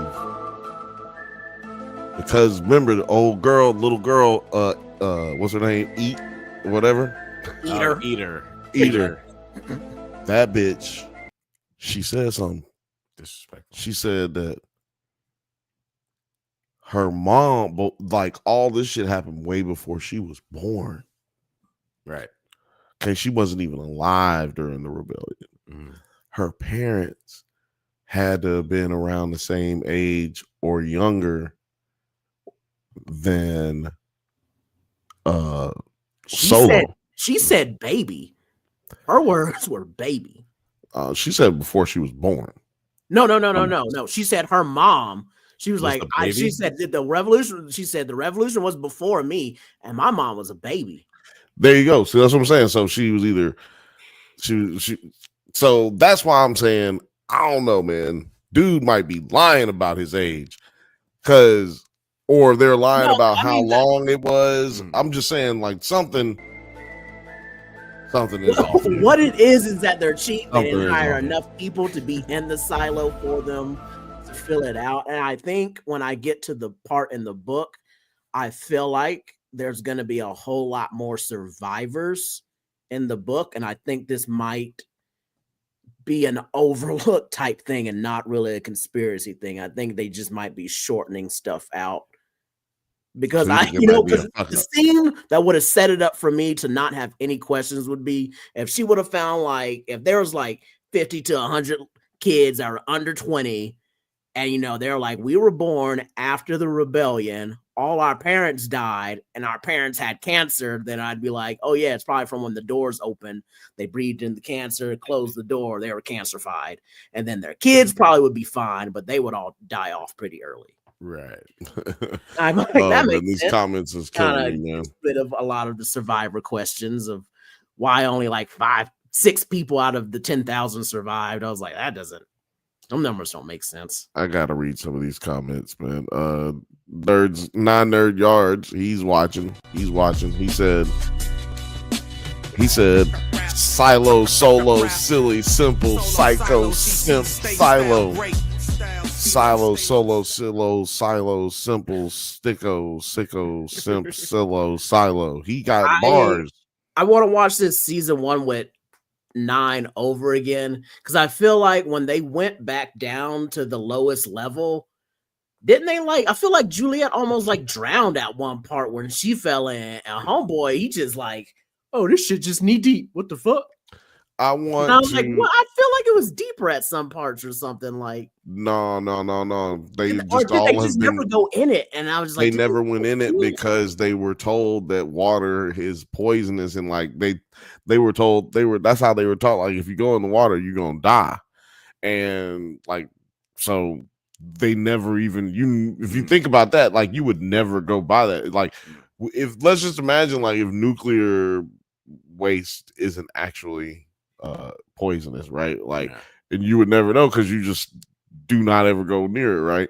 But it's the opposite of because it doesn't because don't go touch nuclear waste, y'all. Well, honestly, it reminded it me was of just like all these years, nobody accidentally fell in and was just like, ah, and they're like, oh, never mind. Like that is some well-behaved people of 10,000 for hundreds of years. That you told them don't fucking go down there, and they never went down there or fell in or had an accident, or at least if they went down there, they didn't get caught and fell in like a dummy. Like that's pretty good, right? Pretty good. Othelia said Cockney Cottage sound ghetto as hell. And then Thrawn Kill said Cockney Cottage Apartments. That sound like that's where you get your drugs at. That's where you get that. Hey, I'm about to like put out the new Top Boy video. Speaking of that, I'm talking about the Cockney College. Cockney Cottage Apartments is definitely on Martin Luther King Boulevard. Hey, no, man. it's next to Lennox Lewis. Yeah, come on, bro. Look, Cockney Cottage Apartments is where you get that good weed for sure. You get the good weed. Oh yeah, definitely. I got white, we got brown, we got green. They got that pity, bro. You know what the pity is? You know what the pity is?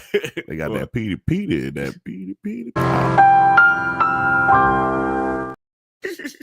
This nigga crazy with the goddamn the more you know. The other one was no, not that one. Well, yeah, I mean, Conspiracy Brother Bill up to something, onto something. But I was going to talk about this. Othelia said, "Who the fuck is writing Common's lines in this? You know that is fire them, please." And that's why I wanted to, help segue back into the show.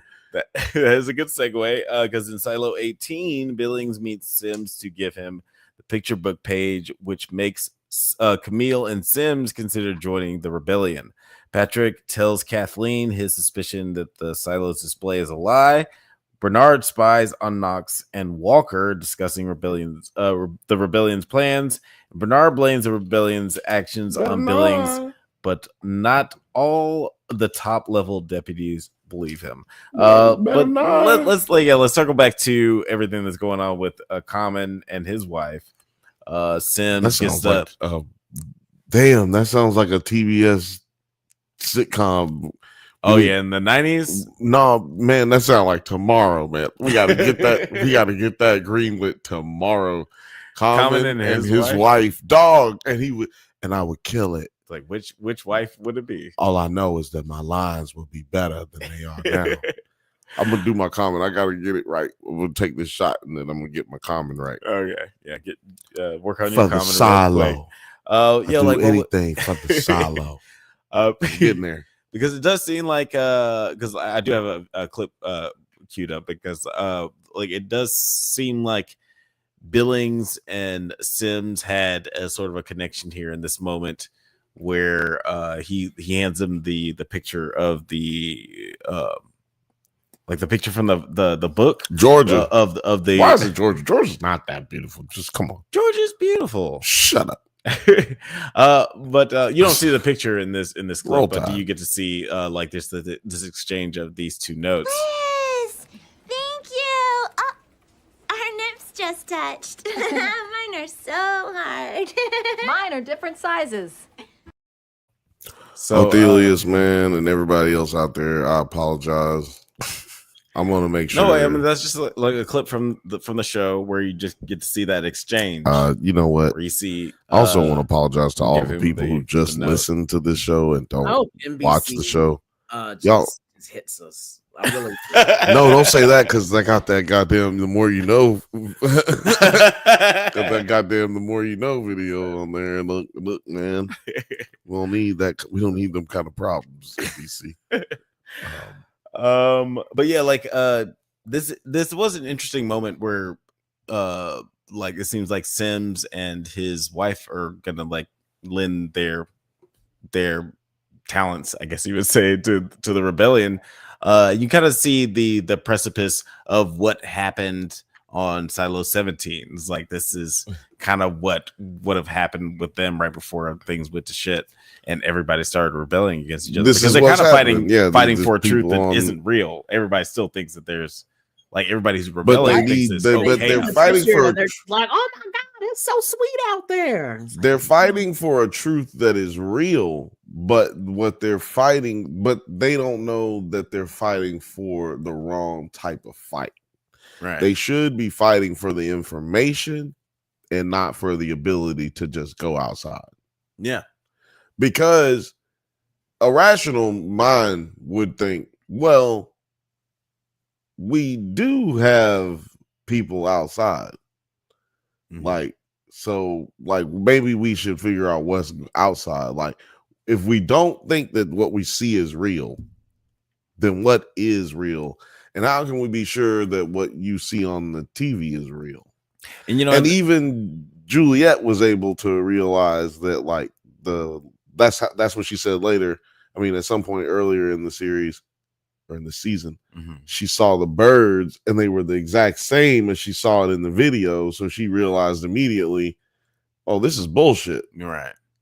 And you know, I'm glad that you brought that up, because it brings up a very interesting point that, like, maybe if a community of the silo galvanize themselves around opening the vault versus going outside, because they don't know about the vault's existence, right? But now, like, we see that Juliet, she has gone into the vault. Like, we had this nice touching moment with Solo and the other like ragtag group, where they get invited inside the vault and they learn all this information, all this groundswell of information that has been neglected from the rest of the silo. So maybe it would take someone like Juliet coming in, like fucking Thor in Infinity War, like where she just crashes down like in the middle of this rebellion and says like, no, we don't need to go outside. We need to go inside the vault, because that's where the real answers lie. Like, what do you guys think of what happened? I feel like the ending of this season is gonna be like they're about to like break through and destroy stuff, and just right at the very last moment, we're gonna see Juliet running up to the cameras, being like, "It's not sweet out here. Go back inside. You're gonna get fucked up. No!" And then they'll probably stop, and then she'll come in at the last moment and convince them, it's not sweet out here, and she's safe. She'll save them. That's how I kind of feel like it. We're going to get a lot of like, oh no, drama and high tensions, but it's like, I'm pretty sure she's going to come in and save the day and convince them to not get the fuck outside. Yeah, I think it's important to remember that when she met Silo, like, clearly in this episode, it's become obvious, but Solo was giving us information that is very important now that she's getting ready to go back, right? And not just about the silo being this and that, but about animals and other things, so that she knows what questions to ask when she gets back. It's not just, hey, I went over to another silo and I don't know what the fuck is going on still. Yeah, like it's not only the information that she needed as far as like what happened to this silo, but it also is more information as to what existed and why they are where they need, like why the silo is actually a safe place. That's going to be a gnarly change. Because a lot of people are going to be like, nah, fuck that. Why'd you go? You just want to be the only one who get to go. Because there's stupid people out there. Because they're still stupid. Because I'm kind of like, all right, like what is the dude's name who got shot and he's the asshole dude that we don't like? Kennedy. Like he's all like, they're lying to us. I think what's on this picture is really outside. And I'm just kind of like, you don't have to rebel then. Just say you want to go outside, jackass. That's part of the one rules. Like if I was like the mayor, I'd be getting on the intercom and be like, rebellions, I hear y'all think it's sweet outside. Well, guess what? We can all go. You can go outside. Just say the fucking words, bro. I am not stopping you. That's part of the pack. Y'all can go out. You want a suit? I wouldn't even give them suits. I was like, why do you even give them suits? Don't give them no fucking suit. Kick their ass outside. And when they start going, be like, it's not sweet out there, bitch. And then be like, anybody else want to go? But yeah, it's insane to me that they found out that they've been lied to, but they don't want it. There was just no reason to lie. I don't understand the escalation of like, let's go outside. Yeah, I mean, well, yeah, like I don't understand that escalation. I understand,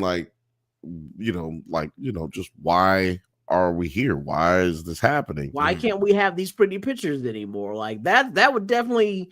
But just because even if I don't care about going, just doesn't make sense. Even if I don't care about going outside, like even if I care about going outside, I would look at those pictures and I would still have to be like, is this real though?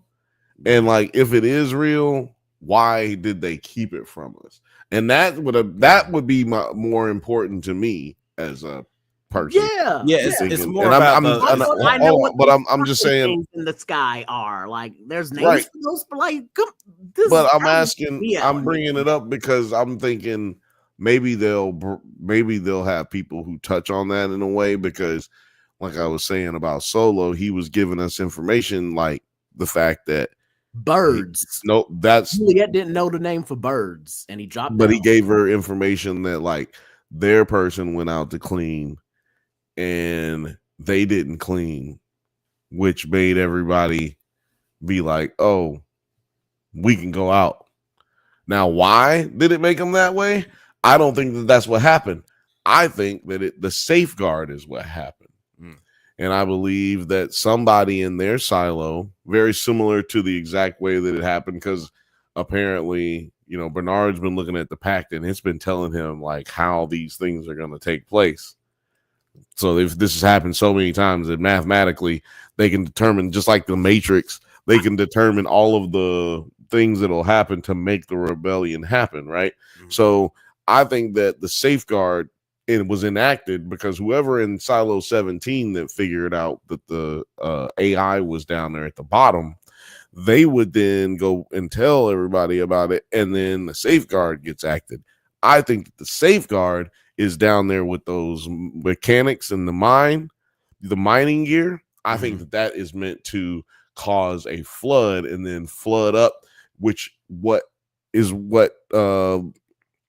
Juliet just helped Solo try to pump the water down. She turned on the pump that would bring the water back down. And I think that is what caused all the uproar and the craziness. And, think about it. If the bottom deepers or the down deepers, if they get flooded, they're going to come up and it's just going to be mad fucking chaos. Right. I think you're on to something. I think that has some merit. Yeah, and I wish that this season was going to be a little bit longer, considering all the questions that I have. But I don't know. There seems to be just a lot of deep lore. You do have a lot of questions. You said that the season 1 and 2 are just the first book, right? That's what I heard. Yeah. I don't know. I'm not a book guy. I don't read books. What I kind of going through, like I kind of read because I wanted to start on book 2, and so I started reading the end synopsis of book 1 to see if I would have. No, I started reading the beginning part of book 2, and I was like, "Oh no, this seems like way ahead." So I started reading the end part of book 1. I was like, "Oh my god, this is still kind of ahead of me." And I was like, "Oh shit, this is still season 2. It's still in book 1." So I was like, "Oh, okay." Yeah, season 1 and season 2. I figured out this though. I know why it's that way. It's because the season 1 with the relationship between her and George, the relationship between her and the sheriff Mm-hmm. and the sheriff's wife and all that stuff, that was never said. That was never done in the book. It was just implied that it happened. It's just like this happened. This happened. We start with Juliet, like, you know, like George is already dead by the time we get to where we are in the beginning of the book. So there's a lot of things that have already happened before and basically the beginning of the book is leading up to Juliet getting the job as sheriff. Yeah. Right. Well, the beginning of the book starts with the last sheriff as he gets ready to go clean. Right, exactly. But that's what I'm saying. So it doesn't go through all the things where he had left all the Easter eggs for her, and you know what I'm saying. Like it hasn't even like they got a 3 candidate list, and it doesn't really like touch on like, oh no, the sheriff specifically wanted her. No, he put 3 names. There were just 3 names that came up, and you remember the deputy, the old dude that we liked a whole lot in season 1. Yeah, his character Marsh. Was just like, nah, she's on this list because back a couple years ago, she helped us solve this murder. She knows how to talk to all the people and get stuff done. Like, we wouldn't have been able to solve this murder without her. And so she comes recommended that way. But then the IT dude, Bernard, he's all like, I don't fucking like that bitch. She nah. She be almost like stealing stuff. I said, no on her. Yeah. But see, he says no because, well, we find out that I don't think this is in the book either, but the doctor and his wife, remember Jules' mom and dad, her mom was one of them people who doesn't stay in line. And we know that they like to kind of euthanize those people. They dope them up with that forget medicine that Salvador Quinn came up with. Yeah, and so also I have a theory that Salvador Quinn didn't do anything wrong. I have that theory. I think that was right. I just think that he did. No, man, fuck all that, dog. You see, they be trying to put smut on his name, but see, but his plan was is to breed out and stomp out human curiosity itself. No, but see, what if that's not the case? That's what I'm saying. What if I'm saying, what if he didn't do that? What if he was trying to open your mind? You know what I'm saying? And he was the one who was actually trying. What? Go ahead, hit the goddamn button. You try to hit it. No, you was trying to do something. You was about to hit something. I'm like, go ahead, do whatever. I was not about to hit. Don't hit. Just hit the clip. The goddamn it. Just no. But anyway, I have my theory is because I know I figured they were going to try to blame Salvador Quinn for this shit. My theory is that Salvador Quinn never did any of this shit because I felt very much so at the beginning when Judge Meadows brought up Salvador Quinn, she spoke of him as if she met him before. And the only person who has told us about Salvador Quinn's past is Bernard. And we know he'll lie or tell half truths to people who don't really have clearance to know that kind of knowledge. Like it don't matter if you know that right or not. Yeah. And giving them, is he feeding them misinformation to a certain degree so that he can get his information that he needs? But he sent him down there just like he knew Meadows went down there, but he didn't get will he now not get anything the same way as he did previously? Yeah. Because every 20 years of rebellion was supposed to have happened, right? Think about how old Bernard is. What, he's in his like 60s? Fucking old. Yeah. Yeah. I'm just saying he's like in his late 60s, like mid 60s, late 60s. Yeah. So how many rebellions do you think that he probably saw? You know what I'm saying? If Salvador Quinn wasn't the one who, like, let's say he stopped him, but he didn't, or maybe he didn't even really stop him. Maybe he created. Because why put all of this stuff in code? Unless his unless that was his way of avoiding the safeguard parameters. Yeah, I think that is actually what it is. Like that's the only way he could tell someone else without going outside the safeguard parameters, because they seem like sort of omnipresent. No, it just seems like a weird thing that none of the other IT people know about. Like even this is hidden from them. Like they had to find.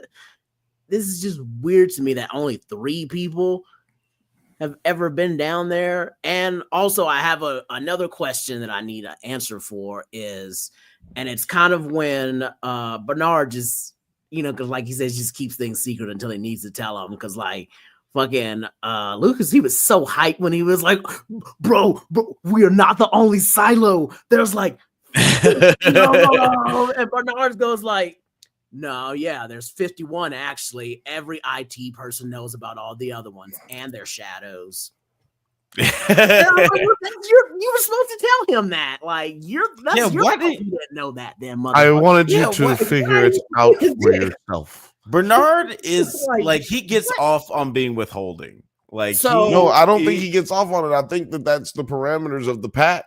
He has a secret book in the back that tells him what he needs to do. Remember, Bernard is basically just as afraid as everybody else. He just has a little bit more information. To me, Bernard is what Solo would have been had he had grown up. Like, you still remember, all these people are still like children when it comes to what they know about the silo, regardless of how high up they are. There's people who don't know shit about the silo. Solo spent his entire life basically in the silo. He don't know what the fuck happened, why shit happened, and any of that. Yeah. But he's intelligent as fuck, and I love that they played that out without having to say anything. He didn't have to go through and pretend to know all these things, math, and tell you all this shit. You can see him, right? You can see where he's written equations throughout the entire vault and everything. He spent his entire time in that bitch, and now you can talk to a computer like goddamn Star Trek and shit. You can talk to the computer, just ask the nigga anything. Computer, what was porn? Well, I mean, I haven't shown if his computer did they show that his computer was still working? His computer worked like it. Remember, Bernard just said do some stuff, and the bitch just did it. Like you have to acknowledge it. I'm talking about, but Solos, like, still working? It's gonna still be working because there's nothing to turn it. Nobody turned it off. It's. I mean, I'm just kind of thinking like maybe the AI was on a different power source. Like maybe they rerouted power to it. No, that's the thing is that the IT is on a separate power source of its own, but it's actually the one that actually powers the entire silo as well. Yeah. I'm excited to see, because like it's like having 2 light switches in your house that do this, like on each side of the living room, but they both turn off the living room light. It's like, well, goddamn. Yeah, I'm excited to see what like happens in the next episode, because we do get that nice moment where Solo, he's just a little kid. He's just so excited because like 75% of like little kids' energy is just, hey, can I show you this cool thing that I saw? Like, yeah. So he's just like showing everybody music, all this cool stuff that he knows. An ice cream, but he also knows that they don't know. Right. It's like it's a different like sort of dynamic where he is a little bit more knowledgeable than they are.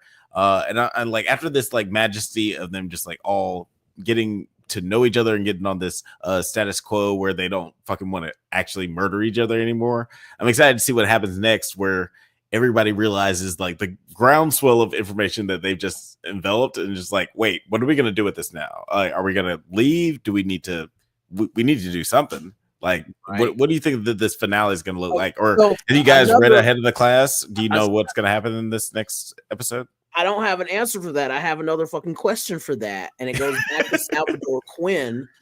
And what Bernard said, how all the IT people know about all the other silos. He was like, yeah. Well, no. That was a lie, though. Because or either he said that, or he either said it differently, because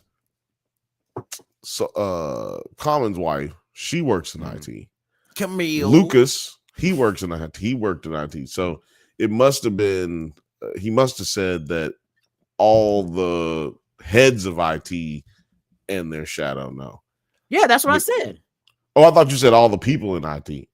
No. I said that's why I said it was funny that he said it to Lucas, because Lucas is his shadow, and he said it like, yeah, all the IT heads know about it and their shadows. And I was like, why did you say that to him? It's your responsibility as to tell him it's your shadow. Like, don't dog him out because he got excited that he figured that out. Yeah. Like every IT head shadow. Every IT head shadow has to figure it out through a scavenger hunt. Right? I thought that was kind of his point. It's like, look, you got to figure this shit out on your own. Like, and I figure like he's probably taking him. Well, no, I know. I'm gonna say this. I know he's taking him through the same path that Meadows went. He's trying to drive him that way and push him in that direction, because he doesn't know the math of it, but he knows that it happened. It's like lightning. No one really, like, seriously, like, actually, no one actually mathematically knows how lightning really happens. But we do know that it happens. You see it, you hear it. And so he knows that something changed Salvador Quinn and something changed Meadows. And so that's why I believe that Salvador Quinn was like probably the first. He was probably Salvador Quinn's shadow. Huh. That would surprise me. What Salvador Quinn did, like if we're taking Bernard's word seriously about how Salvador Quinn made this system of making people forget, banning all these items, and doing all of this stuff, and for 100 and something years, there's been no more rebellions. Did the other silos emulate that? Or do the other silos, all the different heads, be like, are they all autonomous to a certain point to be like, you guys can run your silo exactly how you want? I don't think we got a Fallout situation here. I think that everybody has to follow the pact. I think everybody has to follow the pact. And I think that the reason that everything is the way that it is because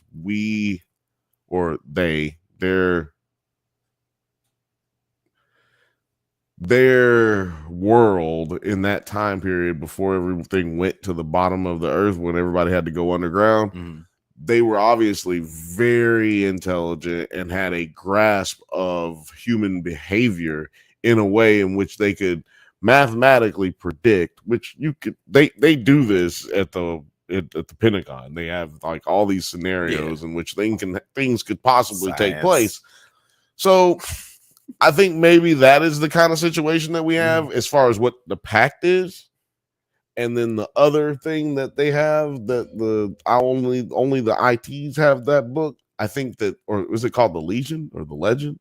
The Pact? No. There's something that they have. It's like, I think it's called like a legend, or anyway, it doesn't matter what. The OSHA guidelines, because the OSHA guidelines, exactly. Exactly. That's exactly. He got the HIPAA next to it, and he got the OSHA guidelines right there. And so I think that's the reason they have that ability to read through that kind of stuff. So, but mind you, it's a book. Mind you, it's a book. I'm just saying, mind you, it's a book. So is he really saying that? Did Salvador Quinn make you go to this book? No, it's already a book. So I'm that's Well, yeah, I just want to know if every silo's run the same way, where they don't tell people shit, and they all think they're the one silo, and only the head of IT and the shadow know that there's multiples of them. Or some silos kind of run different, or some of them like teamed up and they trade with each other. Like, no, I'm on team. Every silo is the same. Same silo. Same silo. Well, I wonder that. I mean, same silo. It means like Salvador Quinn made a plan. It was like all the silos need to do this now.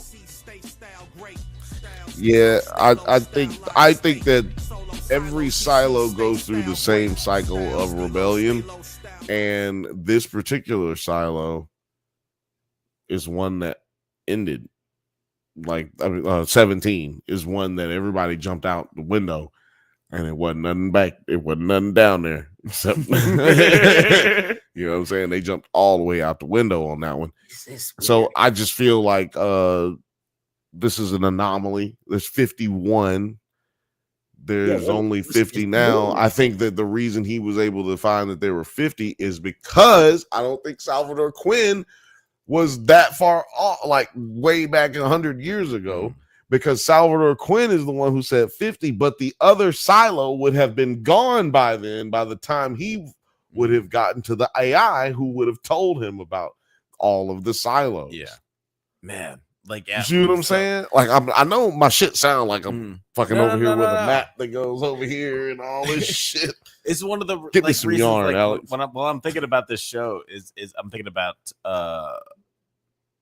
Foundation and how they just illustrated this narrative of such a grand time frame. Talk to me now. Talk to me now. Like, Talk to me. we're able, like, we're following these characters through this like present day, but then we see like the drama that happened over like 150-year span, like prior to this, that leads up to this. And I kind of wish that we would have just like we would have had that like one episode where we really delve into what really happened.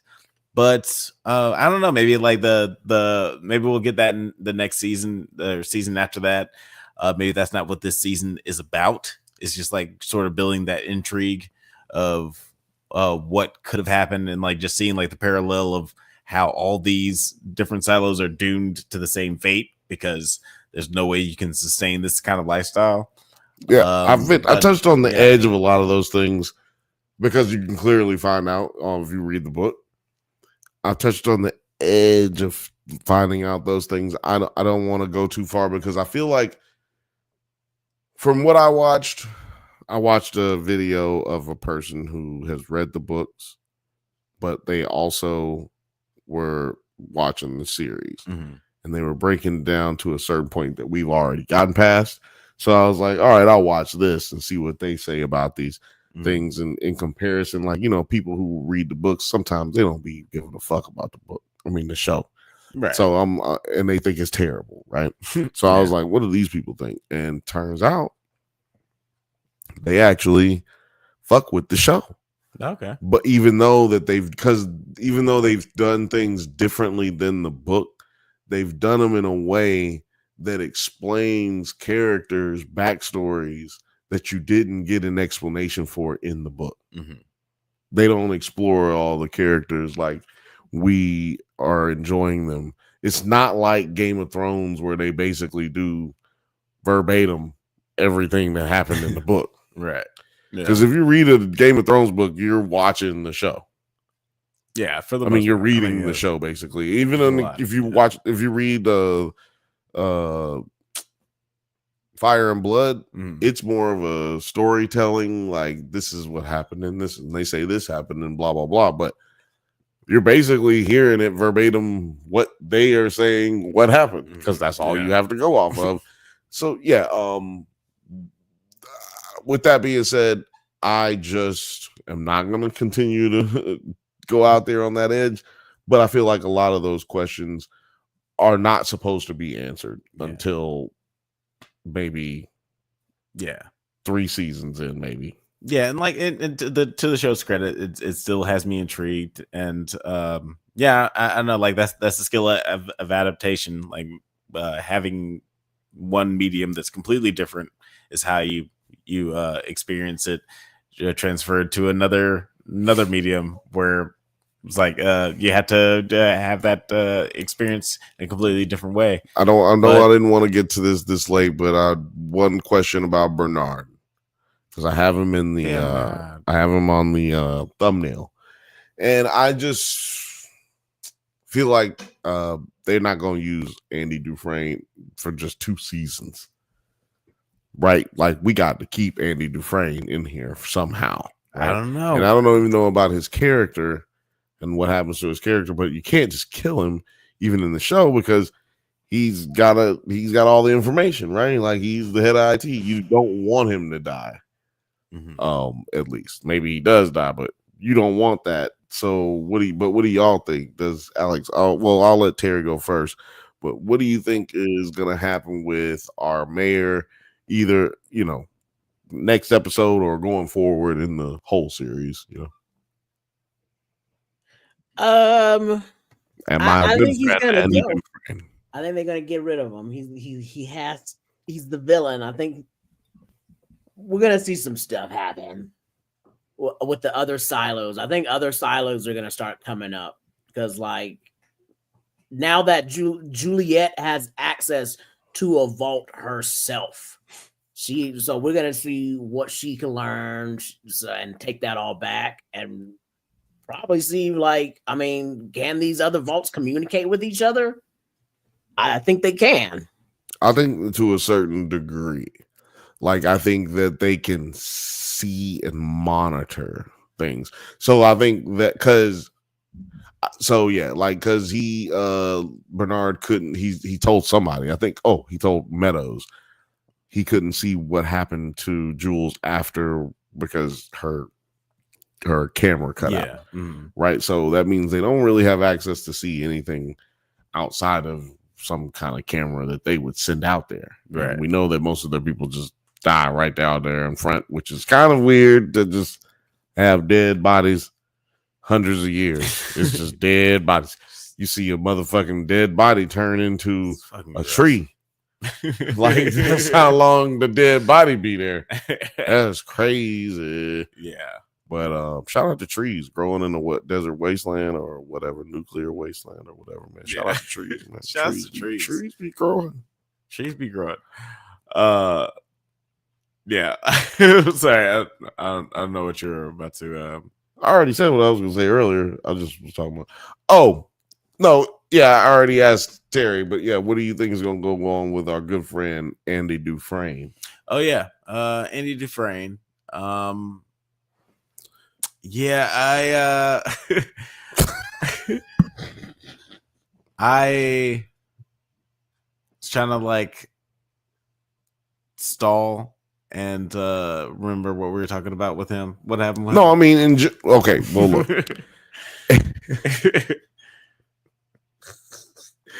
So Jules is gonna come back, right? We know Jules is gonna come back. Right. Oh yeah, okay. So I feel okay. So then he's gonna be that. in a place where, like, what do we kill Jules? Most likely people will feel that way, but we're gonna not want to kill him because he's got all the information. So what do you see going with his character going forward? I'm just interested in, does he turn in, is it just like Battlestar Galactica type situation where the bad guy turns into the good guy because it behooves us to all work together type situation? It could turn out that way. I feel like the most optimistic outcome would be if, like, Andy Dufresne gets killed at some point. My dear friend Andy Dufresne in the finale, and just like Juliet and Homegirl and Homegirl. Eden. Not Eden, but Eater. What's his name? Knox and Homegirl. Yeah, Homegirl. If they like Homegirl with the baggy, like, she got bags on her eyes. She be working hard. It's hard being a mechanic. If they after they killed Andy Dufresne and sparked this revolution and figured out a logical way to traverse through the silos to figure out what happens next, and that's like the finale for our season, that'll be like satisfying and just like really, really cool. But the way that the show is, I don't feel like it's going to end on like a happy note like that. I feel like something worse is going to happen. I feel like somebody like Homegirl or Knox is going to die.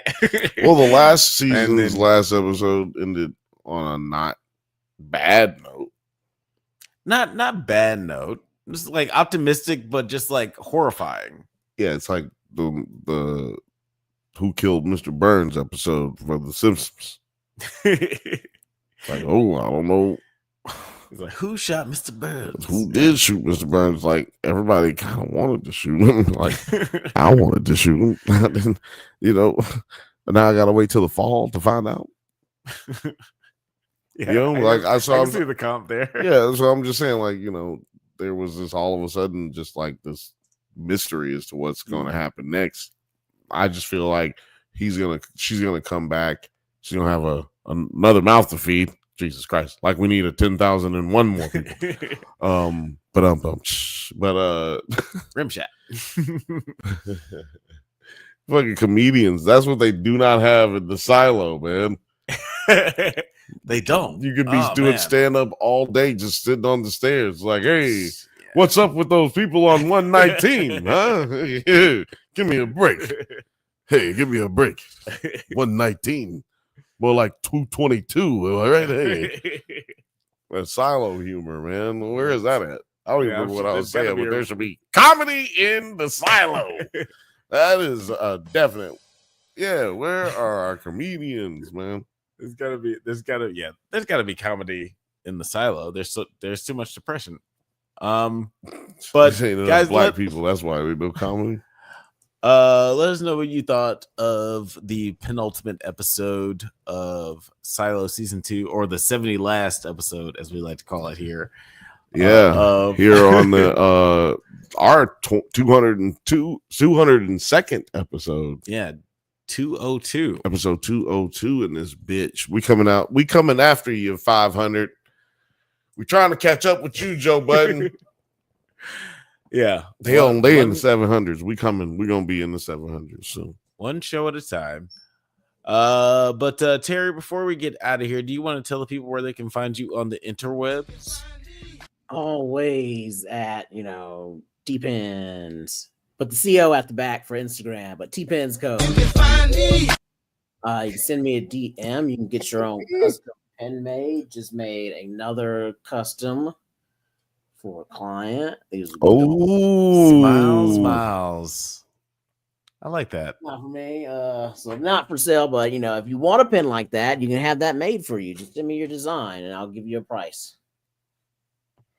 Yeah, boy, we need to get a NerdsAtNite one going. We do. We have some designs. I just need to go ahead and make them. I'm just lazy. What? You looked at me like you had something to say. I hadn't. Nope. You just looked at me like, you did this. And I was like, oh, you about to say something? Okay, go ahead. I think you just said I think we need to. Yeah, and that's. I was saying NerdsAtNite pens. Oh, okay. Yeah, you don't want one? You want one? Sure, I'll get you one for your birthday. I'm gonna put them all in my Drunk Banthas hat. You know what you should do? You should get a hoodie from the Drunk Banthas. It's cold out there. It's cold. Yeah, I like my sweater. I like my sweater. The comment from Athelia said, like gonna wanna the nation pushing P, and the P is for pins.